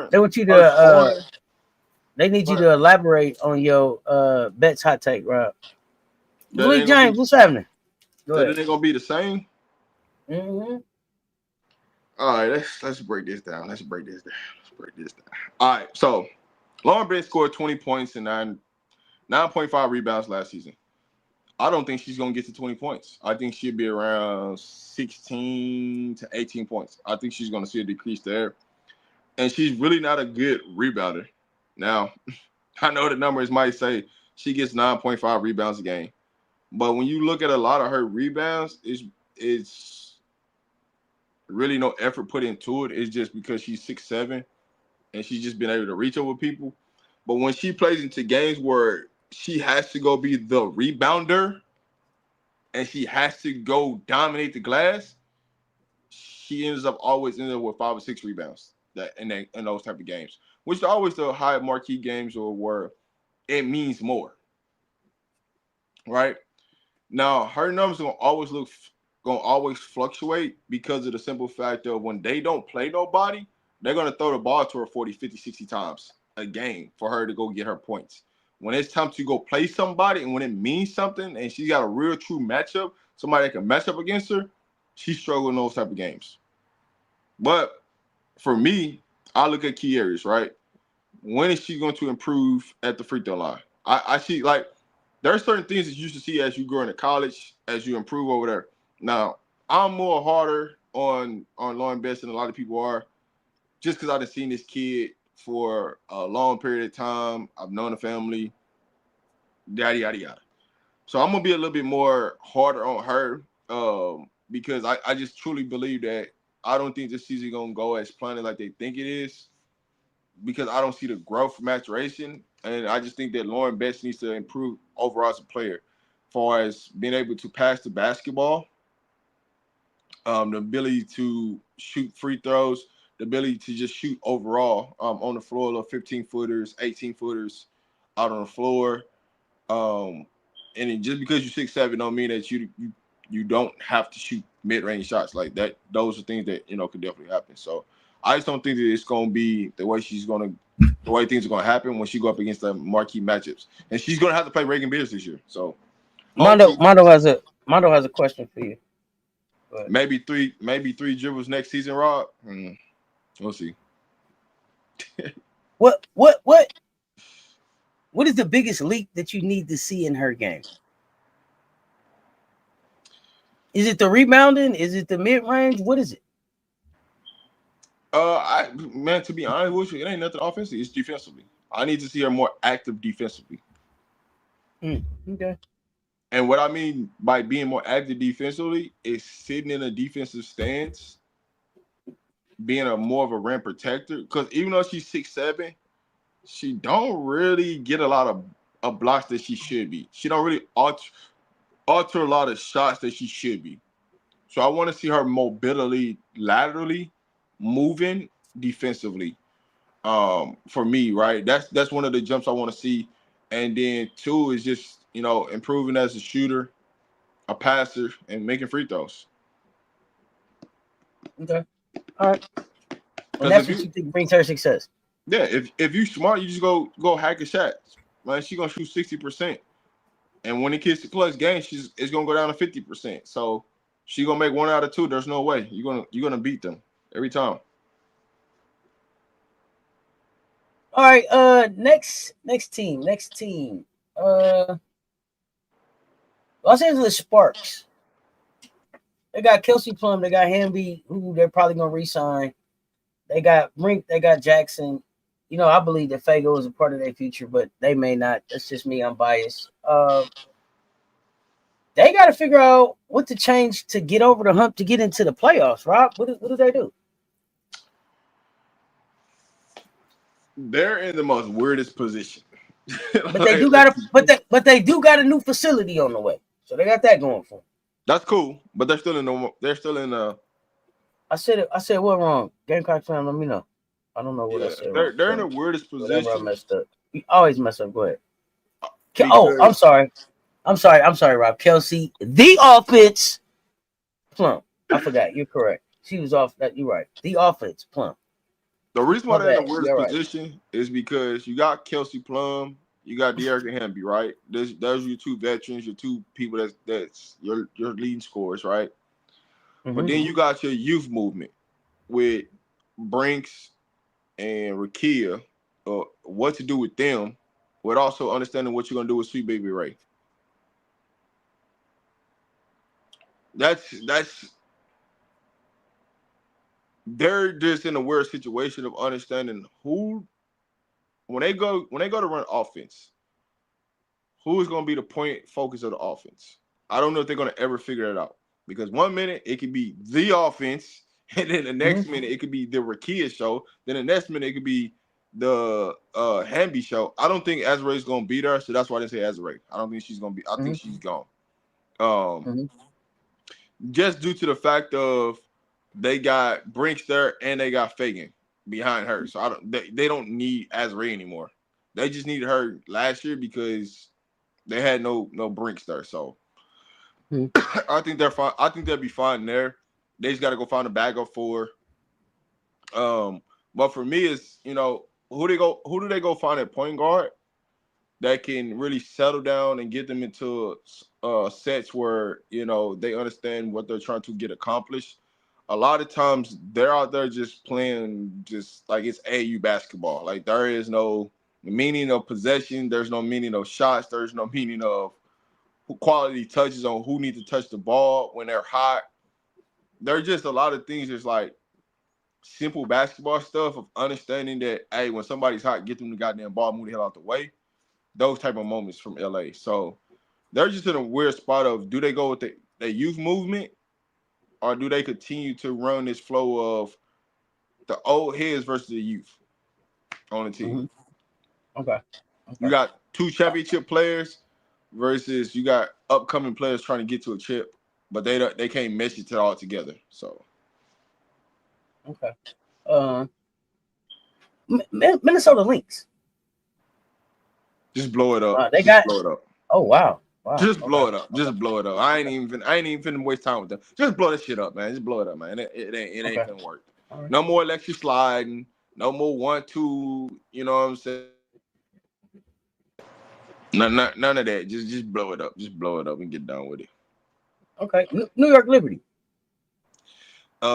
Just blow that up too. Just blow it up. Blow it up. That's done too. So you blow it up, and you got Stewie out. I think Sabrina's out, but they tell me she's very connected to the ownership there. So would Jonquel be the piece that you grow around there? I think Sabrina's on her way to Portland. I ain't even finna hold you. I just think she's on her way to Portland. We talked about it. That's what I thought too. But I think Sabrina, Sock 2, and the other Sabri, I think they all 3 of them on their way to Portland. That's what I truly believe. I think they're part of that thing. So it's really gonna be by default bit around JJ. What does that look like? Well, I wonder. I didn't have JJ in New York next year. But interesting. Okay, you said blow them up too. Seattle Storm. Now here's the thing. We don't even know who's gonna be the head coach in New York. They ain't said not one word of who they thinking about being a head coach. Get any hints about who's gonna be the head coach. This just turned into an ultimate clusterfuck up there. So that's why I said blow New York up. Seattle. That's fair. Yeah, Seattle. Get rid of NECA, get rid of Skyler. Let it ride. Keep everybody else, just get rid of those 2. Let it ride. Do you see a landing spot for NECA and Skyler? Honestly, don't care. I actually don't care where Skyler go, and I don't care where NECA go. I'm gonna just be honest with you. I don't care. I really don't care where they go. Just get them out of Seattle and just keep everything else and let it ride out and just go add some quality pieces behind it. Right? Just let Willa be the point guard. Let Sykes be the 2. Let Gabby be the 3. You got Horston to be the 4. You got Malunga to be the 5. And then you got Tiff on the bench. Just go find, 7, 8, 9, 10. And just let the 2 pieces go. Oh, Gamecock fan, please tag me in the mention if you don't mind. I would like to see who they consider for New York. Does Asia ever leave Vegas? I don't think so. I don't think so. I keep telling y'all, I would consider it if I was her, but they keep telling me, Vegas is Asia's. So I mean, you pretty much you built Vegas, so it's like it's kind of hard to be like what I built for me to leave, and I got 3 chips in the last, 4 years. It's kind of tough. Yeah, exactly. I got it. I got another topic. One other topic, and I forget. Somebody sent me an email. I think it was Doc in the chat. So he reminded me. He was asking about like all the ACL injuries, right? And that we see, and is it that the ladies are more prone to the ACL injuries, and then Chloe, and I think at one point she was going to try to play through it, and I remember it reminded me that at one point you had talked about the fact that the mother of your son actually played through the ACL, and man, how is your son, bro? I never asked about him. We fam. I never asked. I got to do better about that, bro. I hope I never asked about your son, bro. My bad. I'm gonna be better with fam. Oh no, you good. His birthday was last week, so he just that's what's up. Yeah, he just celebrated another year. That's what's up. But I want to know, like, when you look at the ACL, it made me think about, she said she was able to play through it, and you said it was a terrible amount of pain. What does a grade what grade does the ACL tear have to be like, sit down, we got to do the surgery versus play through? Any idea there? And you got to be torn off the bone. Okay. And is it? And when we talk about like the mother of your son playing through the pain, I don't know if she was WNBA level or where she was going with it, but does it matter if you taking that risk and playing through it? Does it matter what year you are in school? You know what I mean? Like, I don't want to get it. If you're a junior, you should try to play through it. What are your thoughts there? And if you think it's more prone for the women? What's crazy is she played majority, like she toured in her senior year and played with it all the way up until like I want to say junior year of college with a torn ACL. Okay. Oh wow. Okay. And so here's the thing though, like she went and played Division 1, but they don't. If you don't play Division 1, they don't do real medical history on you. They really don't go and like do a real medical check. They just say, "Hey man, can you bend over, touch your toes? Can you do this, all that?" They don't Really? They don't really diagnose and really like go through medical reports. To They say see you don't what. get a body scan. You don't get a body scan going into D1 school. You don't No, MRI. in Division 1. I'm talking about non-Division 1 Oh, stuff. You not don't. Division 1. Okay, my bad. Okay, I Yeah, got you. you Okay, I don't. got you. Yeah, you don't get all that. Like once you get to so here's what happened most of the time, right? I'll give you a better example, right?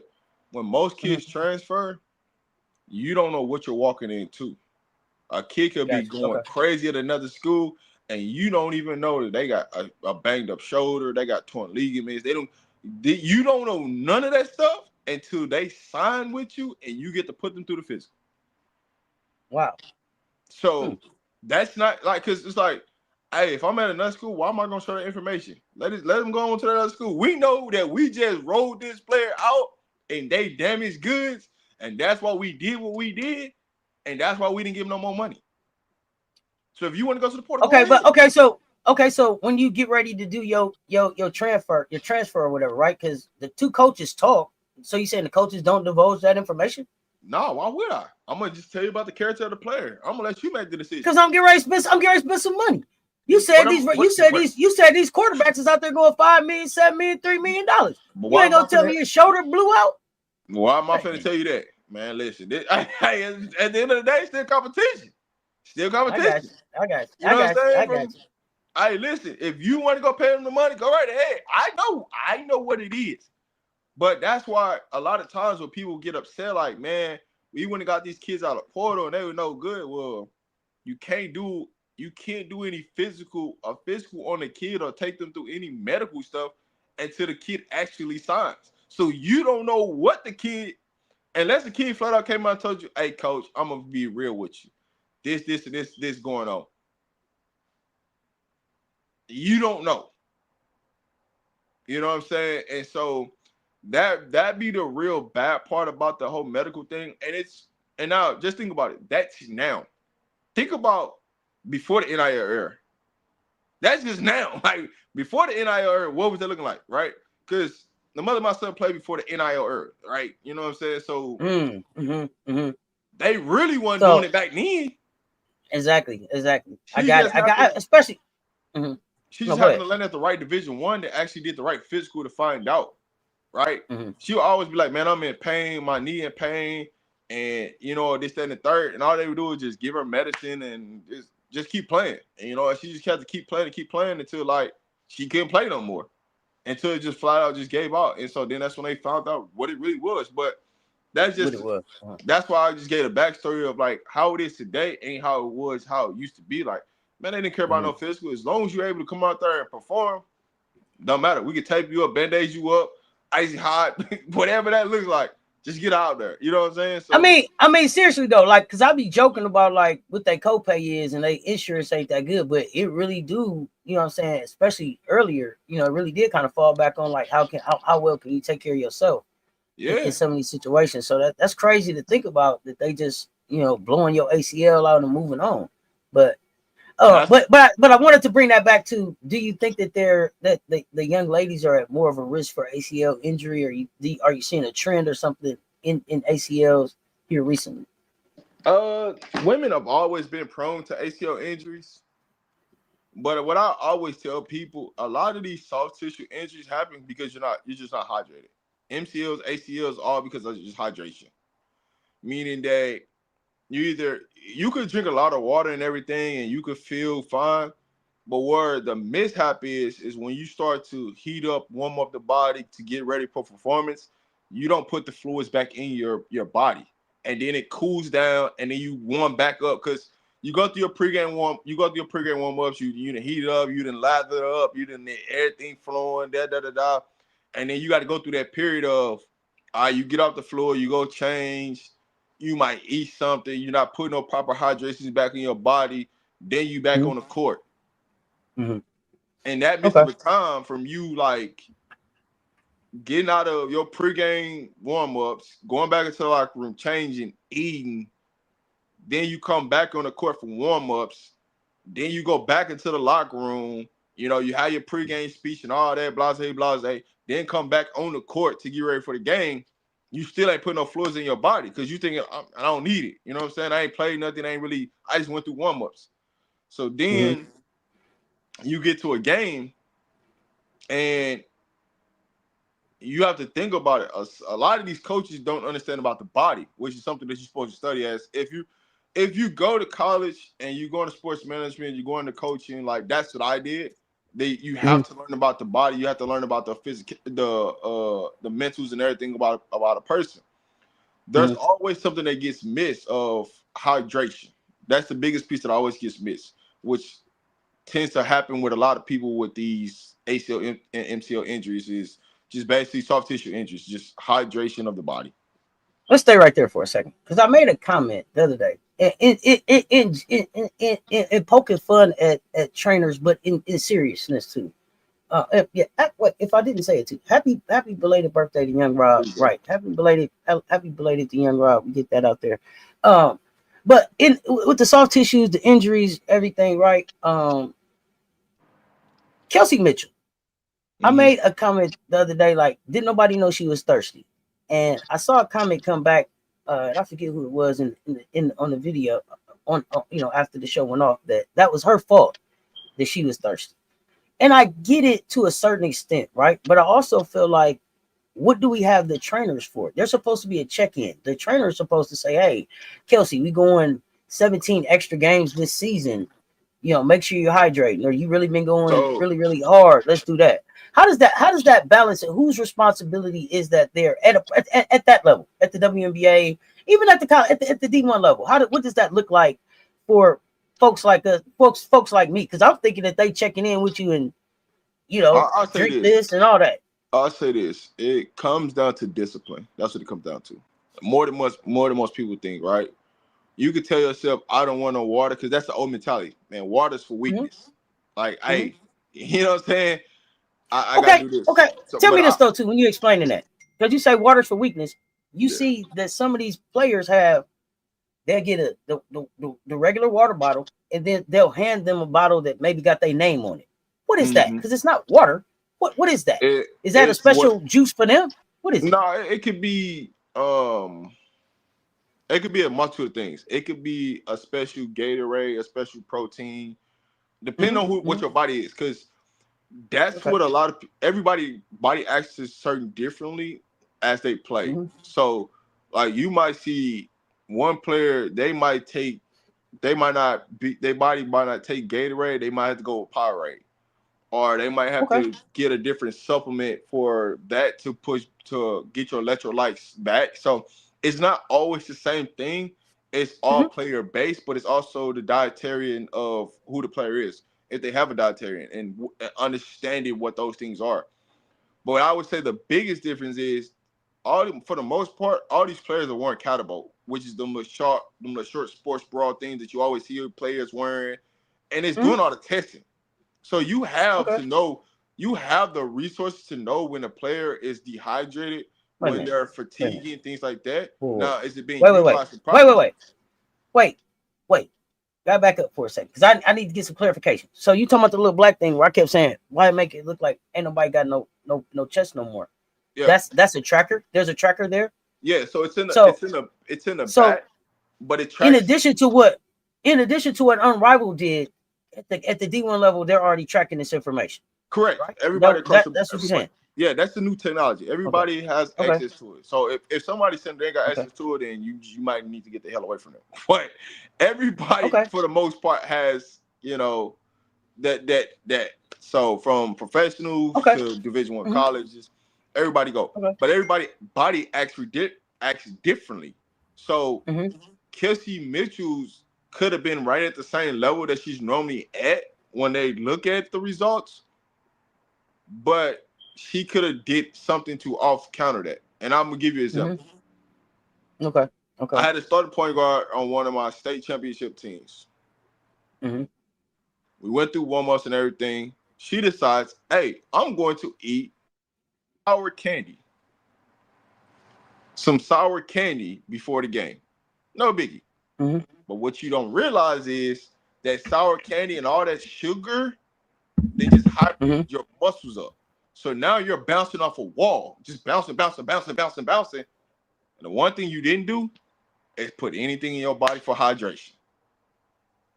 So a lot of times you will see players ask for candy, ask for sugar, ask for different things, and they're eating Mm-hmm. throughout the game. Well, what's the one thing that they always forget to do? Put some water Drink some water. behind it. Okay. Put some type of hydration piece behind it. And every time that they don't do that, majority later, within 3 or 4 plays, they're gonna turn the ACL. Hmm. Okay. So so again, then my understanding of how this works is it wasn't just on Kelsey to make sure that she was hydrated. We got a whole training staff, and we have this tracking that's going on that I didn't even realize. They should Yeah. have alerted somebody to, hey, we've been really playing it close here, playing a Yeah. lot of games, playing it. It's a lot of wear and tear. Let's just rest, So most recover, of the time, rehydrate. this what happens. Now, I'm Mhm. just speaking from organizations, universities where Right. I've been at that I know this is how it works. I don't say Hmm. everybody follows this rule, right? Sure. Sure. Normally, when you hit the facility, they make you go and take the hydration test. Basically, is go use the bathroom, and then you have to report what that color is that comes out, and it Mm. can be layer 1, 2, 3, 4, 5. What Okay. what? Just give me the number, right? And Hmm. so normally, it's 5 is you just ain't hydrated at all. Like you just pitch dark yellow. You feel me? Hmm. Hmm. And then it goes up from the layer of the urine sample. So How the clearer it gets, right? Gotcha. correct. Level of clarity, gotcha. Okay. So you have to tell that number, and then when you go through practice, you get your gear to put on your catapult is what it's called, catapult, and Hmm. then it tracks you, and then after that, you're supposed to, you know, do your urine test again to see to make sure everything balances out each other. So Okay. Okay. they probably more than likely they skipped a step. They didn't do the hydration piece of the test, and that's what played a part. But two, also they did Well, wait a minute. also help. You say hydration test. How often you do that? Do you think they're taking that, or should they be? They're supposed to be taking Is it it every is day. it once a week? No, Every day? it's supposed to be every day. Yeah, that's not supposed to be a one thing. It's Hmm. supposed to be every day. Okay. So Okay. Let's go. now, professional wise, it's a little bit different, right? They don't like from the university, it's every day, depending on your sport. Like basketball, football, supposed to be every day. Um, Now when it comes to professional, it's on their own time schedule. So however they want to do that, but you're supposed Okay. to do it just to check. So Okay. Yeah. I mean, that's interesting stuff. yeah. Oh, thanks for that. But yeah, I really the ACL and I appreciate you sharing it because you come from such a different uh perspective. You know what I'm saying? Having been able to see the mother of your son uh play It's, through it and then it's and a then pain having to thing. see it like figure it out. You know what I'm saying? It's Like you it's just every day literally your knee just hurt. That's crazy. well, some days better than most, but it's really a pain thing. It's really Hmm. how much pain. But the difference with like the mother of my son, she jumps a lot. Like she was Hmm. a small forward, but she was a Okay. slasher though. So Okay. hers wasn't predicated like on jump shooters. It's bad. Like for ACL, ACL tear, you might as well just go do it because you're doing a lot of shooting does more wear and tear on your ACL than it does you just naturally jumping. Oh wow. Okay.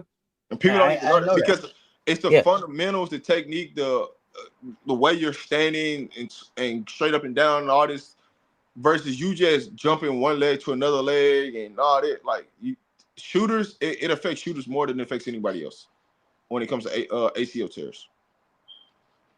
Okay. Yeah, so I mean, I guess if you can get it diagnosed, it's no, you never really going to play through it. I didn't realize that like she was just playing through it and didn't even know what it was. Like to Yeah, get yeah. that No, news she was afterwards, that's really wild. legit She playing didn't make a through it. decision. Well, see, here's the thing though. You know what's crazy about it though?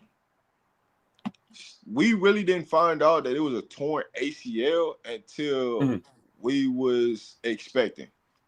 That's Mm-hmm. our sophomore Mm-hmm. year. Our sophomore year of college. When we found out we was expecting, is when they actually went and did a real, true physical on the entire body. Mm-hmm. So Mm-hmm. had we not had our son on the way, they would have never done it. She wouldn't have found out then. And was it all the way torn? It was a No, it partial was tear or always something. torn. It was always torn. It was always torn. Wow. Wow. And she's been Yeah, playing on it for that's years. crazy. Just never knew. She That's just crazy. she just she got so prone to the pain of it that it wasn't painful Mm-hmm. for them.